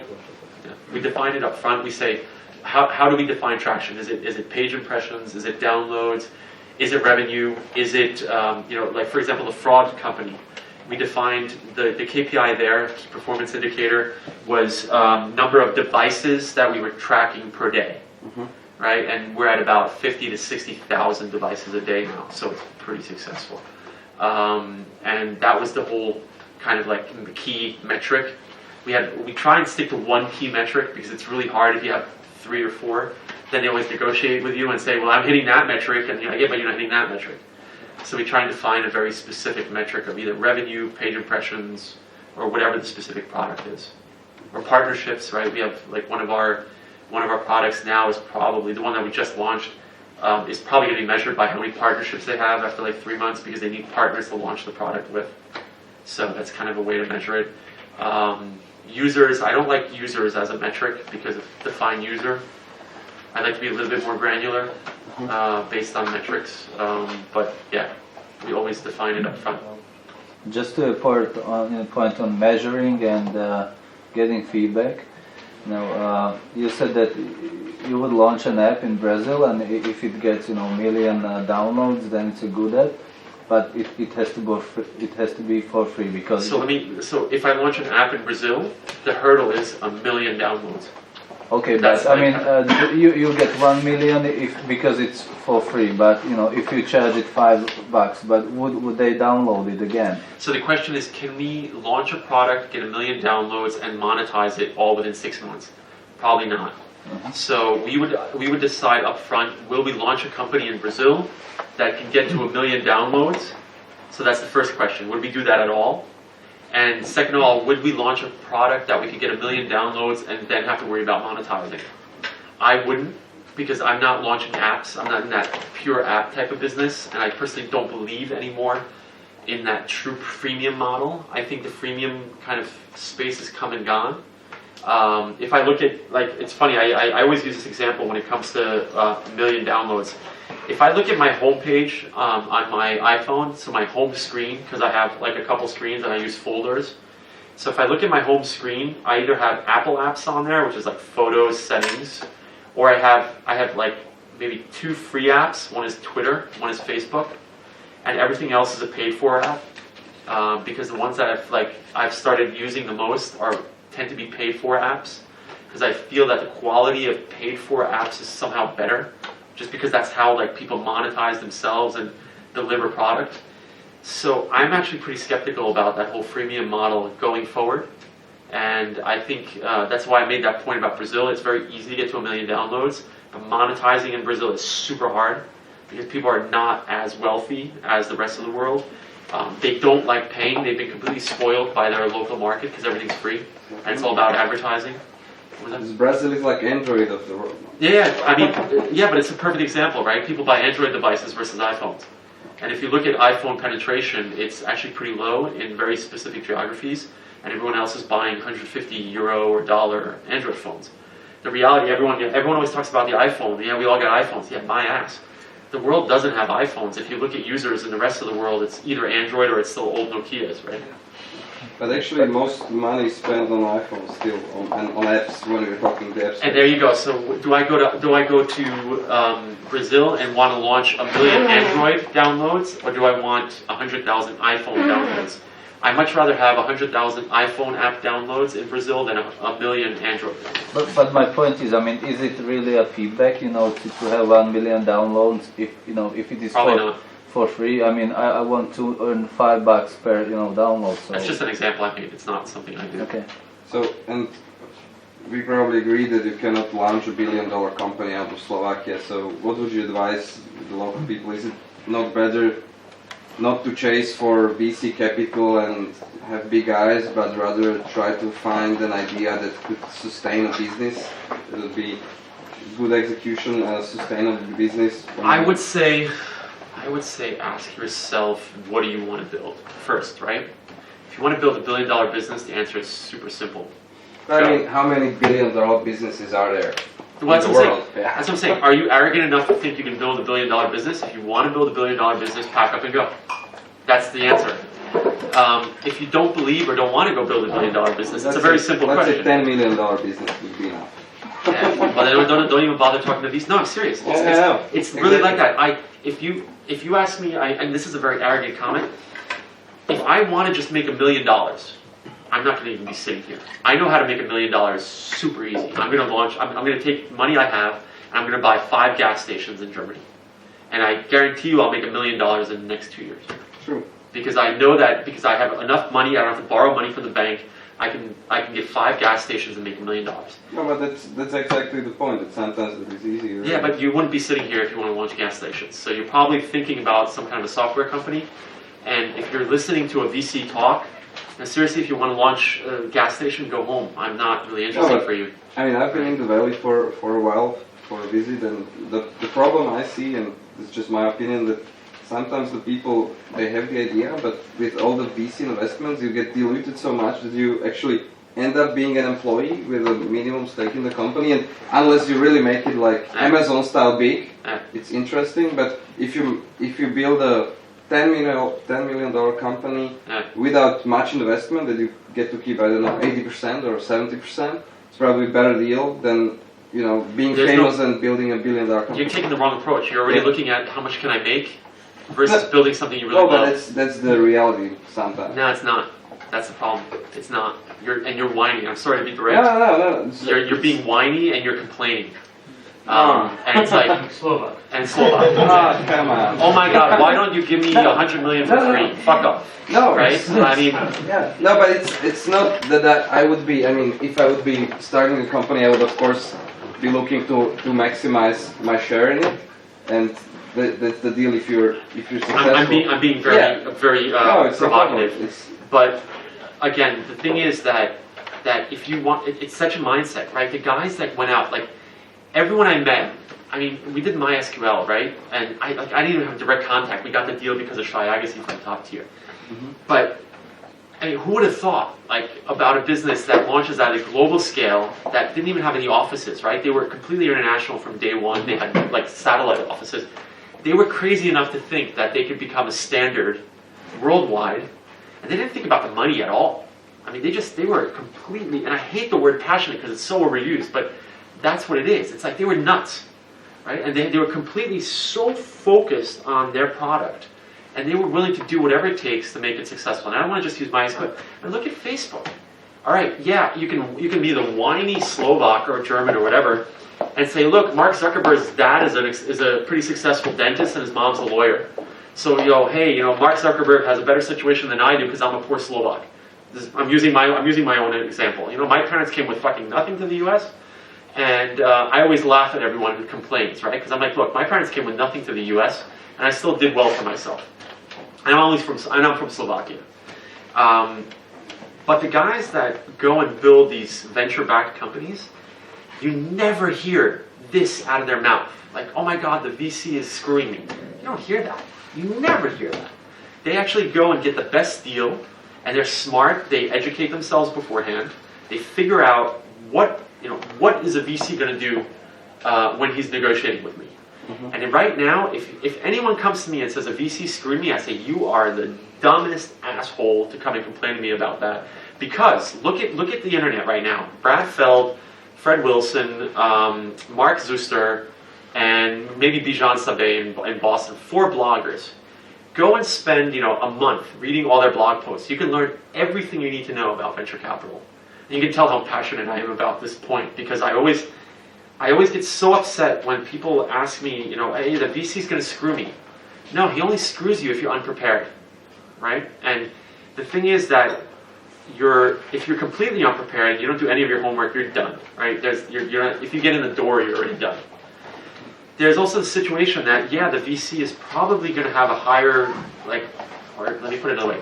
The VC always has more leverage because you're asking him for money, right? So he always is going to have leverage in the negotiation.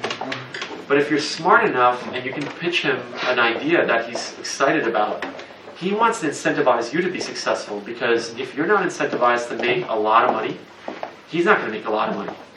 And this is where I'm going to now complain about Europe. A lot of European VCs don't think big, just like a lot of entrepreneurs don't think big. So I think one of the biggest problems in the European VC scene is that you have a lot of VCs who are just as bad as the entrepreneurs. They're not thinking big. They don't have funds that are big enough to think big. So they invest, $1 million into a company where your competitor in the US gets 10. 50. Yeah, I mean, they're like 10, right, to start. And I think, how the hell do you want to be competitive if you launch with $1 million or euro and your competitor gets 10? Good luck. He's going to outmarket you. He's going to throw €1 million at his marketing campaign where you have maybe 10,000. That's true. So now you're being whiny. No, I'm not. About Europe a little bit. I'm just complaining about the market I'm in, but I'm changing it, right? Mm-hmm. So I'm changing it in the sense that I said that when we were investing in businesses, I didn't want to give people 100,000. I wanted to give them 500,000 as a seed round. Mm-hmm. And I tried to create, deals that were relevant for the U.S. market, or at least competitive at the start in Europe. Yeah, it's hard. It's super hard to raise a fund. We went out and raised almost 100 million for our 3rd fund, and we were trying to raise the 4th fund, and it was super hard. I mean, go out and try and raise $1 million. Go out and try and raise $100 million, right? It's a lot of money. And when you go and talk to people, the biggest problem about 100 million euro funds is that if you go to the big investors, their minimum investment is 10 million, but they don't want more than 10% of a fund, which means that like 90% of the institutional investors worldwide won't invest in a European fund because they can't even hit their minimum. And it was like crazy. I was fundraising in the Middle East, and I went, I was in Dubai, Abu Dhabi, Oman, and I went into these groups and basically said, hey, I'm raising a fund. And they said, great, I'll give you 100 million. Nice problem to have. They won't just give me the 100 million. I don't know how I would deploy 100 million if that was, one of the investors and I had 10 of them at $1 billion. Right? I'd love to have $1 billion and take a management fee off the table for 10 years, then I never have to work again. But I probably won't be successful as a VC, and it's highly unlikely I'll ever get that fund together. So I'm not being whiny. What am I doing? I'm actually taking advantage of the opportunity that I have. I'm building my own businesses, and I'm selling them at 10 million versus 100 million. And I think I'm very able to sell companies at 10 million versus 100 million. So I'm taking the opportunity that I see is available to me where I am, with the experience I have, and I'm using that to my best advantage. So I'm taking my skill set, my network, my differentiation, my brand, and making the best deal out of it. That's Liquid Labs for me. Is it the best deal for you, or the best deal for you, or the best deal for, asking, do I want to build $1 billion business? No, it's not. Just what I was pointing at with the sustainable business idea, once you have a good idea, the money, or that's the how I view it, sometimes the investors actually offer you money and you don't have to ask for it, and then you get a How better cool is deal. that? So, That's the best situation to be in. And actually a lot of these really good companies, that's the exact situation they are in. So SoundCloud, for example, when we were wanting to invest, I was chasing them. I mean, I wanted to get in the deal, and then they got the best terms from Dottie Hansen. So Dottie Hansen did the deal, and then when they got to, I think their goal was something like 200,000 paying users was like the metric that we were discussing at their Series A. And then they like blew that out of the water, and that's when Kleiner Perkins came and bought out all the old investors and did like a 50 million round, right? And this is what we are trying to concentrate into, because when you can be successful without money, you can be by factor 10 more successful when you get the money. So I always say that you don't ever want to be selling your company. You always want to be bought, right? And it's the same with investors. You want them to chase you, right? I mean, I'm going to use the dating example again, right? If you're desperate and you haven't had a girlfriend in 10 years and you go out and try and date, you look desperate and no girl wants to date you. If you have 3 models on your arm and you're a millionaire, you have all these girls chasing you. It's the same thing with startups, and it really is the same thing. And I always say it's just like the dating is just like when you get the investment, it's like getting married. I mean, you have to sleep with your investor, right? And you don't want to wake up 6 months later and it's like, holy shit, who the hell's laying next to me? So you want to really do your homework about who you let pay you, right? And that's the same thing. Like, you want to put yourself in a situation where people want to give you their money versus you having to take their money. And it's hard, yeah, it's hard, but you have to, you're right, you have to come up with a good idea, you have to go test it with people, validate it, you have to build it, you have to market it, and right, there's so many little steps, and I think you can learn those steps by researching kind of what's online. It's all there, everything is there. Every step of the way is defined on the internet, you just have to go and do it. So now market, you said that if there is no competition in the market, there's probably no market for it, yeah? Then you said that if you're building your company around innovation, people just don't. What is that? People actually then you said that if you're building a company around innovation, it's already too late when it's on Kickstarter or where the world is bust. Well, it's not necessarily. So it's never too late. Yeah, but you're searching for ideas that would be on Kickstarter after 6 months. So, and there is a dissonance, because you can get always answer from the investor that. So I totally agree with you that there is always a first market, like first person in the market, right? So yeah, there are some ideas that are innovations that are the first to market. But let's be honest, how many of the first market movers were successful? It's usually the second mover who copies the market maker who can be most successful.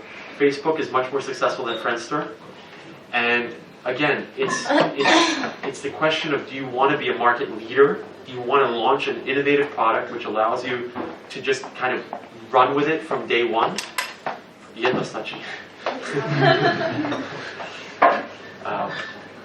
hope you guys don't mind my drinking. So I would say, you know, it's if you have an innovative product, you will be first, but you have to really ask yourself, do you want to be in that position? Again, same thing like the way I start my ideas. Do I want to launch a really new idea that's not market tested? I don't, because I can't validate it with the corporate. If I go with something they don't know, don't understand, they're going to be like, well, no, I'm afraid of this, it's new. So I can't come with really new ideas because they just won't touch it. They can't even imagine using it today because they could say maybe in 12 months. I do finance stuff, right? So if I come with something that I say NFC, right, as a payment option, people don't know even yet if NFC is ever going to come. So if I'm trying to build something on the back of NFC, they're going to be like, why are you doing that? So I personally wouldn't want to be a market leader with any of my products because that means I'm too far ahead of the curve. And I learned my lesson as a VC that a lot of times when you're too far ahead of the curve, you might be way too early. So you could be alone on the market, and maybe there's a market 3 years later. So basically waiting for a first loser, right?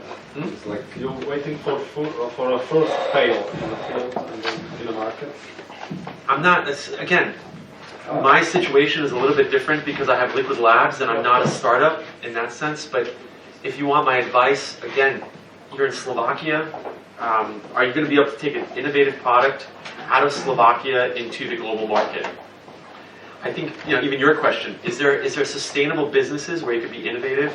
Like, for example, I know a lot of chemical companies that are producing, there's someone who came up with some chemical component of something in Slovakia, and they become very rich because they patent something or whatever, but they sell the product into a distributor somewhere in the US.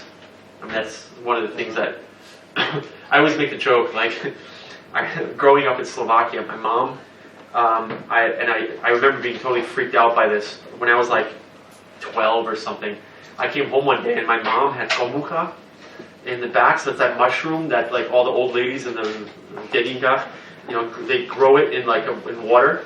And I came home and I thought I was kind of like traumatized by this. I'm like, what the hell is this? And then my mom made tea out of it. And then, 5 years later, someone started a kombucha thing in the U.S. and Coca-Cola bought it for $100 million. Right? If you had that idea at the right time in Slovakia and started producing it here and then selling it into the U.S., you'd be a millionaire right now. Was that, whoever started that, someone was first? Kombucha is some old ancient Asian thing, but someone in Slovakia was doing it. So, you'd be first. That's not what I'm doing. Right, and if you have, there's really strong engineering in Slovakia, so if you have someone who's coming out of that engineering background and you can create some new technology, I think you can build components here and then sell them via resellers outside of Slovakia. I mean, look at look at the automotive space. I mean, there's a ton of people in the automotive space that might be able to come up with a new process or some kind of a software to optimize a process at Volkswagen or wherever who's producing cars here. It's an opportunity, right? I mean, it's maybe not sexy to kind of optimize the factory line, but you can make a shitload of money. I mean, you make a lot of money doing that. And maybe you can build a sustainable business, or maybe you can figure out how to get venture capital for it and build, something how to optimize all factories, right? I think one of the things coming down the pipes, I think logistics is a huge thing. I see it like what Amazon figured out in the U.S. And if you look at now in Germany right now, there's a big wave of online supermarkets. So that's the newest trend. Like, we just started doing this at home. I don't go to the supermarket anymore. We have everything delivered. So there's a supermarket in Germany called Rewe, R-E-W-E, and they just launched Rewe online, and they're delivering everything. But I know the guys who are doing it, and they lose money on every sale and every delivery because they haven't optimized the logistics yet. And so the Otto Group owns Hermes, which is like German UPS or DHL, so it's a logistics business. So we're right now talking to Hermes about how we could potentially start building companies in that logistics vertical, right? So that's how you have to kind of think, is there what's here and what can I build for what's potentially here? I hope that answers your question. Go ahead. That's one of your. I think I heard you saying, not explicitly, that you're using a lot of lean approach when building companies. What are the things that you took from the lean, from Evergrease, for example, and you optimized for yourself? What didn't work out for you and you made it kind of better basically, for yourself? lean, Eric just repackaged lean, right? Yeah, of course. It's nothing new. So, we're just doing, basically doing sprints, right? Development sprints, it's just the standard processes that every developer knows. And we're just trying to be fast, right? So how much of lean did we take? All of it or none of it? We're basically doing the MVP, right? You want a minimum viable product or, whatever. Yeah, that's what you do when you do fast development. Is it lean? Is it, fast prototyping? Perhaps. And we just try and be fast, and we don't try and be dogmatic about the process. My biggest fear is becoming too repetitive and mistaking, our repetitive process for successful processes. So we try and learn, and we were talking about this at lunch. We're learning every day. Even we as Liquid Labs, we pivoted like 5 times. Our whole concept just keeps adapting constantly because I don't know everything. I'm learning. I love my job because I'm learning every day. I'm learning new things every day, how to optimize the process. So do we do lean? Yeah, we try and be lean, and we try and have kind of that minimum viable product and test it and iterate, and that's the process that we try and do. And yeah, a lot of it is what Eric wrote in his book, but that's what everyone's been doing. Fast prototyping. You have fast prototyping out of the manufacturing sector, where it's truly prototyping real products, and you have lean development, which is nothing else, just in software. Right? So yeah, that's what we try and do. But we don't stick to, we don't open up, lean development every day and say, are we following, is this what we're doing? We don't do that. That would be too much. Anyone else? It's the same people asking questions. Ask in Slovak if you have to. Slovaks are very There's shy. one in the back. You mentioned Middle East. You mentioned all these different regions like Brazil and whatever. What do you think about Middle East specifically as a place to go and start a new stuff? I think it's for very specific verticals. It's interesting. We looked at it as well. So they're all fanatics when it comes to mobiles. So if you do something in Arabic that is connected to religion, so an app in Arabic connected to religion, or don't do dating in the Middle East, right? Or maybe that's not successful. You might be super successful, like hidden dating. They're all crazy, but it's a market. It's huge. It's one language through multiple regions.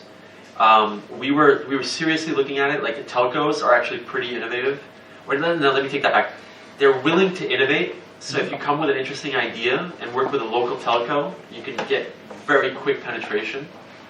At the same time, they're super finicky. So it's a market where it's like, I've never been in a market where people jump from the next best thing or the next big thing as fast as the Middle East, because they have very short attention spans. So you have to be very cautious what you're launching. So I work for a local telco in Oman and in Dubai. So I've been in Oman and Dubai. And it's like, how they think, right? They decide one day to do something, 2 days later it's completely different. The sheikh wakes up on the wrong side of the bed or has a stomach ache, and all of a sudden your whole thing is dead. I just think it's a region where obviously you have a lot of money, but I'm just not sure Yeah, but don't confuse a lot of money for a lot of opportunity. Right? There's a lot of money that's being spent on buying Ferraris and Lamborghinis and homes in London, not buying apps. Right?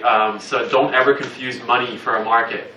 That's one of the mistakes that people often make. If you're doing luxury goods, go down there. A friend of mine literally is into the customizing motorcycles, right? And he's based in Germany, and he sells like 3 bikes a year for like 150,000 a piece, right? And he sells them all to the Middle East because that's his market, right? And they're super expensive. They're like what you see on TV, right? Like the OC Customs, right? Like those types of bikes. Perfect market. He builds 3 of them a year, makes a shitload of money, sells them all into the Middle East, and they all sit in these guys' living rooms. They never get ridden. That's a great market, but is it a technology market? It's tough. And even in the telco space, which you probably know better than I do, it's really hard to sell into the telcos they like to like partner, but they never actually buy. And it's really hard to negotiate deals that you can live off of in the Middle East. So yeah, it's definitely a market, but I have to say I don't have the killer idea for you to go do down there. If you work down there, if you feel comfortable working with Middle Easterners, I thought Oman was really good.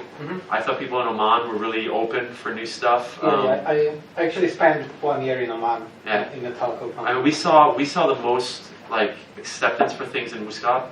So I mean, Muscat is the only thing in Oman. Yeah.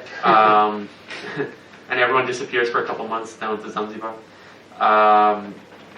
But yeah, I mean, it's a decent market. It's not a good enough market alone. It's too small. So you have to actually see the whole region as the market. Yeah. The problem there is that you end up being just in a plane, constantly jumping from Oman to Doha to wherever. You're jumping around, and the people I know that do business down there, that's actually all they do. They're just in planes every day, going between the capitals and trying to herd cats. I mean, that's basically what it is. So that's not really a market I wouldn't recommend the market unless you have a specific kind of industry that you know, and if you're comfortable doing business down there, sure. And you can address it from Europe, right? So, funny thing, I met the most Slovaks outside of Slovakia and the US in Oman. I have no idea why. Really? For some reason, there's a lot of Slovaks in Oman working there, like for companies. So service business, like drinks? Or no, like seriously, like hardcore engineering type stuff, right? Like basically at the telcos, like this.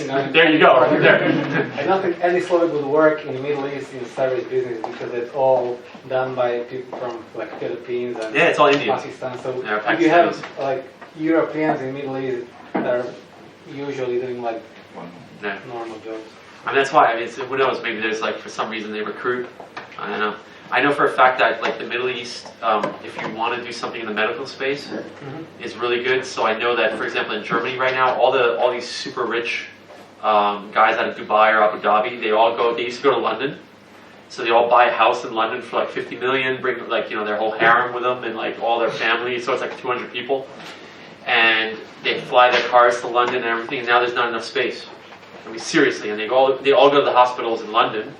So now what they do is they all go to Munich because the German doctors are seen as very good.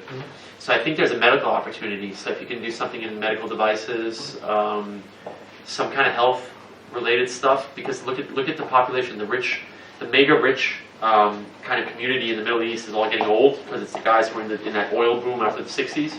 So those guys are all like 70, 80 now. They own all the wealth, and their children are the ones who are driving the Ferraris. But think about how much money is about to die, and people will spend every last dime they have to try and avoid dying. I mean, I hate to put it that way, but it's like one of the best markets. Someone dying will give you every dime he has. That's how you think about a business idea, guys. Seriously, I mean, and I think medical is huge. I mean, if you can figure out medical for the Middle East, some kind of a technology or something that affects basically aging, or something that has to do with, I don't want to say retirement homes because they have a very solid family base, so they don't go into retirement homes. But I think it's a huge opportunity. And someone asked about Asia. I think if you figure out something with aging population in Japan, China's going to have a huge aging population. I think you can do a lot there. And there's a lot of technology for it, right? I mean, I think one of the things that people are overseeing, this is a jawbone up, but it's like the Nike Fuel Band. These are all these like personal metrics things. So this thing just measures how many steps I take, and it knows when I'm sitting, and it buzzes every hour if I'm sitting. So I use it, like I have a stand-up desk at work that goes up and down, so every time it buzzes, I take the desk up and stand for 20 minutes and I sit down. That's very basic, right? But I think if you look at the Samsung Galaxy S4 that just launched yesterday, already has health measurement in the phone. And I just wrote a blog post 2 days ago that I think the next product that Apple is bringing out is not going to be a phone. I think it's going to be an iWatch. And I don't think it's going to be a watch like a watch, but I think it's going to be a personal metrics device, measuring your heart rate, measuring your skin temperature. There's a company in the US that launched a sensor watch where it has 4 sensors on the back that measure the temperature of your skin, your heart rate, the how wet it is. I'm losing my English. The moisture of your skin, and gives you like a bunch of feedback. So I think that whole market of personal metrics is actually, people do it for sports now. I use this for sports. But I think if you look at the opportunity for older people, and the population is just getting older in general, and they all have the money, we're paying for the future, so let them all, let them all buy those types of products. I think there's a huge, huge, huge opportunity in personal metrics for the aging population. So maybe that's something you go do down there. Create like a gold, do you guys know Withings, the scale? There's a scale that's a wireless LAN scale. Very pretty, sold in the Apple store.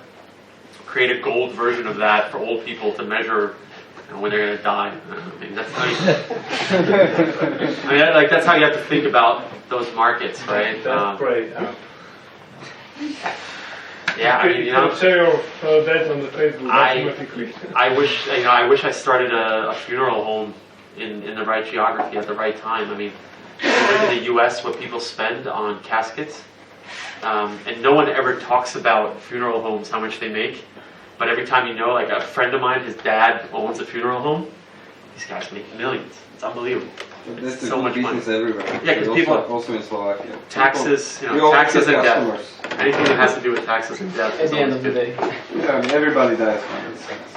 Yeah, but you can't get the money out of them once they're dead. So No, it's the relatives. So Well, do you know how much? I think costs? the wedding space is also extremely lucrative. So there's a lot of startups that are focusing on creating services. Yeah, like For- but that's subscription for crowded. wedding. But that's One wedding a year. You pay a subscription. Yeah.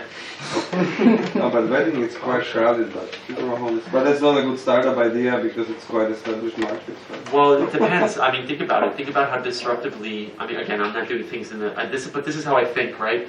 When you believe that it's actually satiated with ideas, it's usually the best time to do something because you can completely switch everything. So, yeah, if you look at the way people buy or consume information, right? Everyone always talks about smartphones for what the apps and stuff like that. But just think about in the last even just 5 years since the iPhone launched, how you consume your information. I mean, I use this more for consumption of content than I do to actually call anyone. I hate talking on the phone. I usually tell people send me an email. Right? Oh, hi, yeah, send me an email, bye. Because I'd rather read an email. and So if that you, will disturb you so much. and it doesn't disturb you because it's your workflow. So if you just think about flows. If you look at funeral homes or weddings or stuff that everyone does regularly, if you look at the flow of things. Yeah, like you die, you don't want to bother anyone, so just. No, but if you go to the hospital, there's a flow, a workflow. So I actually just last night I was at an IDEO event, IDEO, which is the designers for Apple. So the creative director of IDEO was talking in Hamburg at one of the development shops there, and they were talking about how much disruption is available in hospitals, just by putting technology into the process. And the funniest thing that they did is they said, how did we come up with ideas for the hospital? And what they did is that one of the guys who works for IDEO taped, Google Glasses. He taped actually a real video recorder to his head because he didn't have Google Glass. So he went into the hospital as a patient and videotaped what he would technically be seeing the whole time.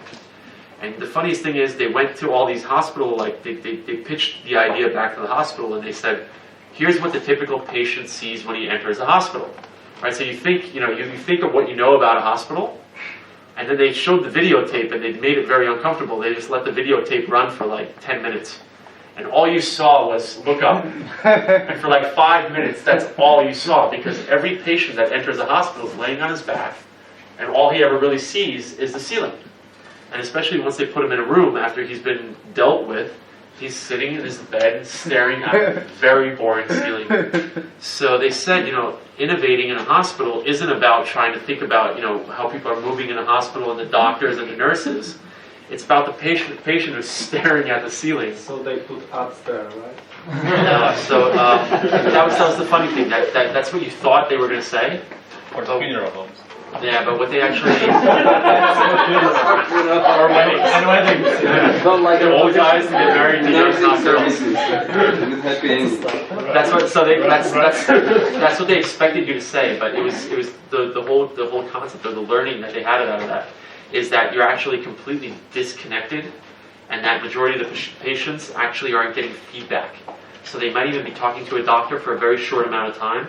So what they actually said is that you have to kind of give the patient the opportunity, using current technology, be it a smartphone or a tablet or whatever, to just get feedback. So if they get, like, let's say a doctor comes and says you have disease X, you have to basically give them a tablet so they can kind of read about disease X, if they're able to hold a tablet, right? Or you have to give them an opportunity to potentially have like some kind of internet access to just kind of inform themselves of what's happening to them, because it's a very disconcerting, fearful type of situation. You don't know what the hell's going to happen next. I mean, I remember I screwed up my back and I went into the hospital for a long time, and it was like, the worst part was not knowing what was going to happen next, right? And if you could research it, if I think back now to, you know, when I was in the hospital, if I could have had all that information available, knowing what the next steps are, it just makes you more comfortable, right? So that's kind of thinking about how to create ideas is probably something to do. Like, there's so many things that people always think about from their day-to-day. That's the stuff that's completely done, like a restaurant guide, right? Like the next Yelp. Fuck, I mean, that's not interesting.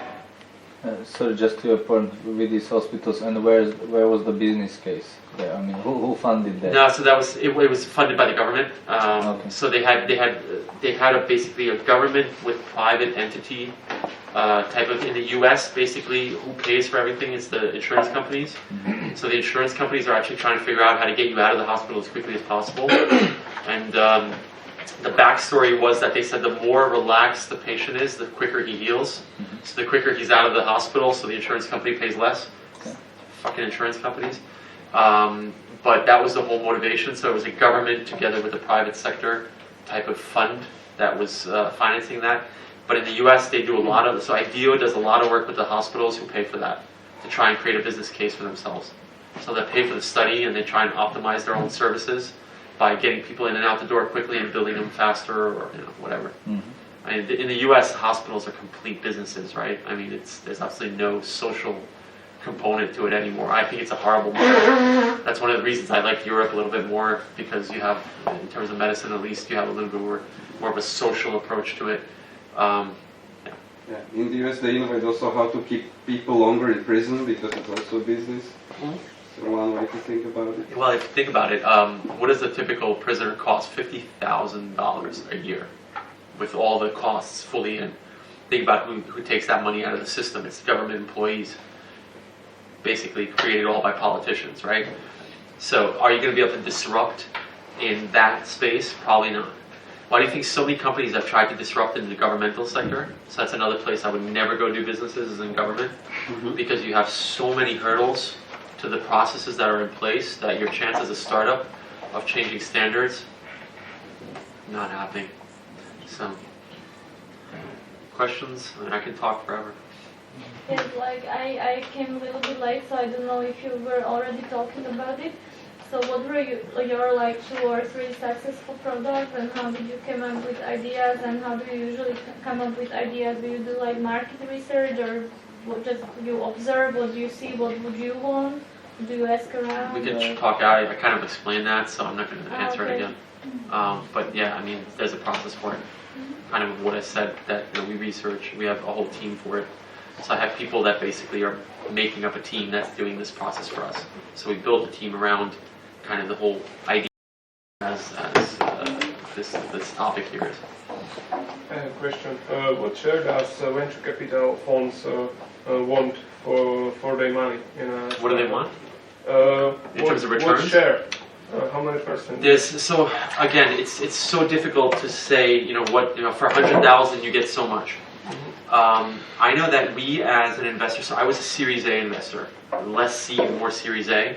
So we would invest somewhere between 1 and 3 million in a company, and we wanted somewhere, depending on the development of the company, somewhere around 30 to 40% of the company at Series A.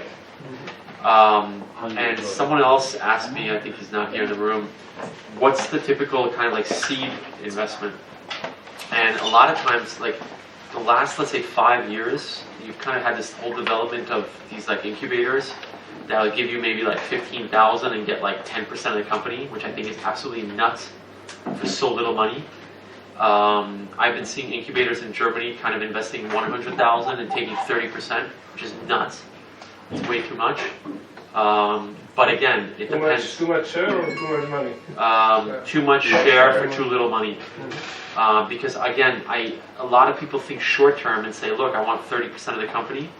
But I've had the exact same problem where I had a management team. So I'll use an example. We're amongst friends here. Don't videotape this. No, I'm just kidding. Don't worry, I'm not disclosing anything.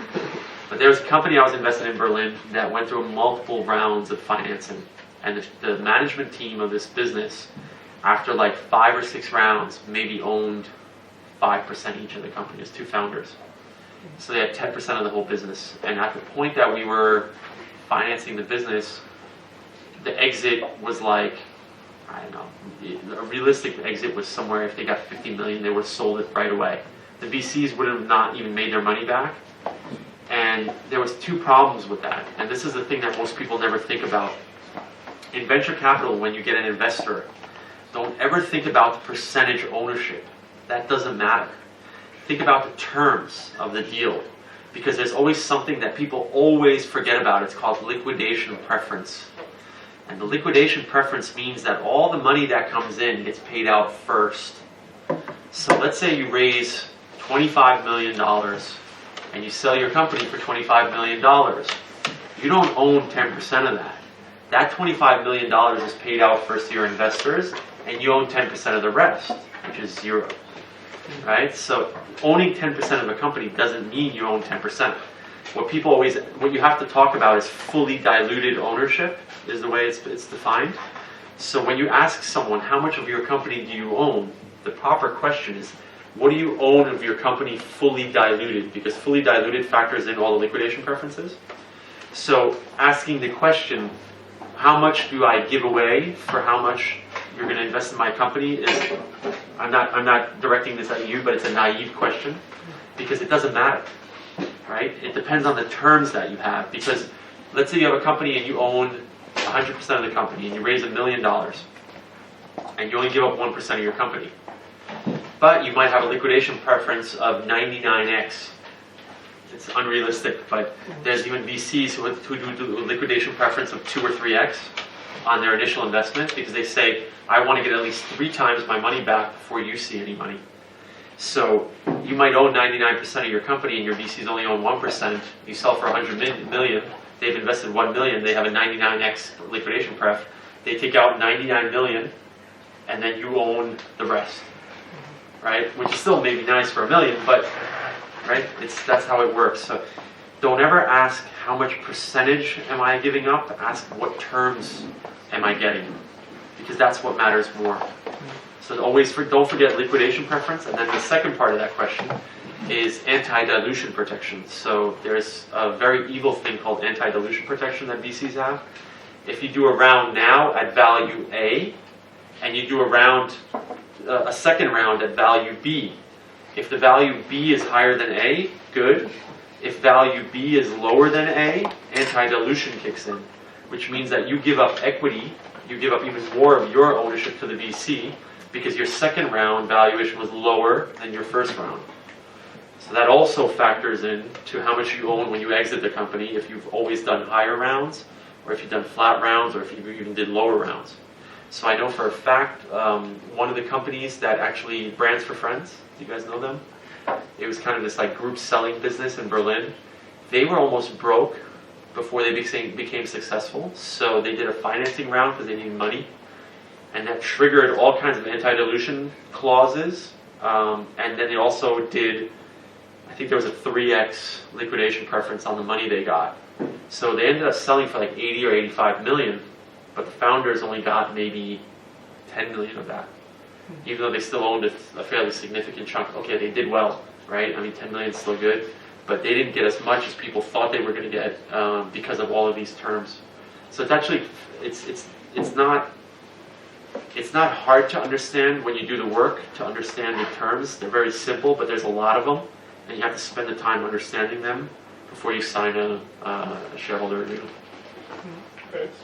So what is the next step for Liquid Labs? What are you planning to do with that? I mean, Is that stabilized? That you? Yeah. Well, I want to grow it. So my goal is to make it bigger. I want to be able to do my ultimate vision is kind of what like Xerox PARC or Bell Labs we're doing. But still with autonomy? No. I think down the road the goal is to pull in potentially new investors, just to have more verticals to develop in. The problem is that you can never, and this has nothing to do with Liquid Labs, but this is in general. It's really difficult to coordinate multiple corporates, and it's hard to do strategic, tactical types of things when you have more than a couple of corporates. So I think there's a cap for how many companies can be involved, and I think ultimately, if it's successful, my goal is to make it independent, so that there is some kind of a fund structure. But I don't want to be a VC. I think I find it far more interesting to do kind of like development and still be operational, and always be operational versus becoming a fund. I think as soon as it becomes a fund, it becomes just, it's a different operational role, right? Once you become a fund, you need a different type of team. You have to execute on investments versus executing on operations for the companies. And there's a level to which you can scale a business like that because it's always dependent on people. You can't have 200 or 300 people in a Liquid Labs. It wouldn't work. There's no way to manage it. And there's no way to basically give back all that kind of knowledge that Michael and I have. Right now, I spend, if I have 3 or 4 companies, I spend a day each. I mean, that's kind of how I spend a day traveling and 4 days a week kind of with each company, and my weekends are kind of this, right, doing this today and tomorrow. And there's a cap how much time, just like every VC. Most VCs can only have 7 or 8 investments max, because then you have your board seats and the amount of time you spend. I think even in Liquid Labs, there's a very clear hurdle at which you're at a ceiling and it doesn't evolve further. How do you work with people?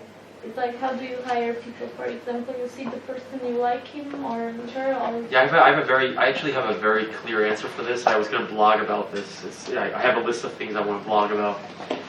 So, my best employees found me. I have to say it.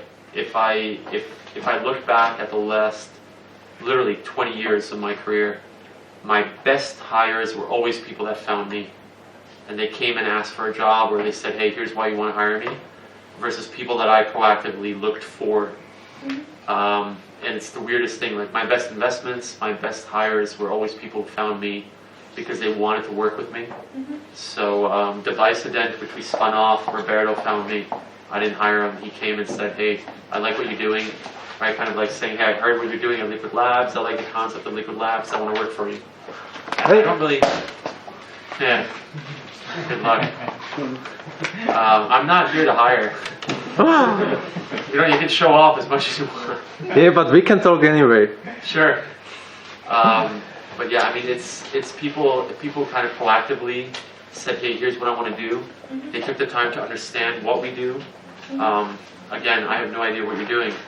So using the example of Liquid Labs, they understood that we want people kind of experience. They understood that I'm not financing external people. They understood that I'm not a fund. They understood that they're a full-time employee and they just get a salary and no equity. And like there was like a lot of things that people kind of did their homework on. They ended up getting hired. And in hindsight, I hired a lot of people who I looked for, right? Creating a job description, using headhunters, using my own social network, be it Twitter or my blog or Facebook. AngelList. My best hires were AngelList in terms of people that I went to look for. But even there, the best people of AngelList weren't necessarily looking.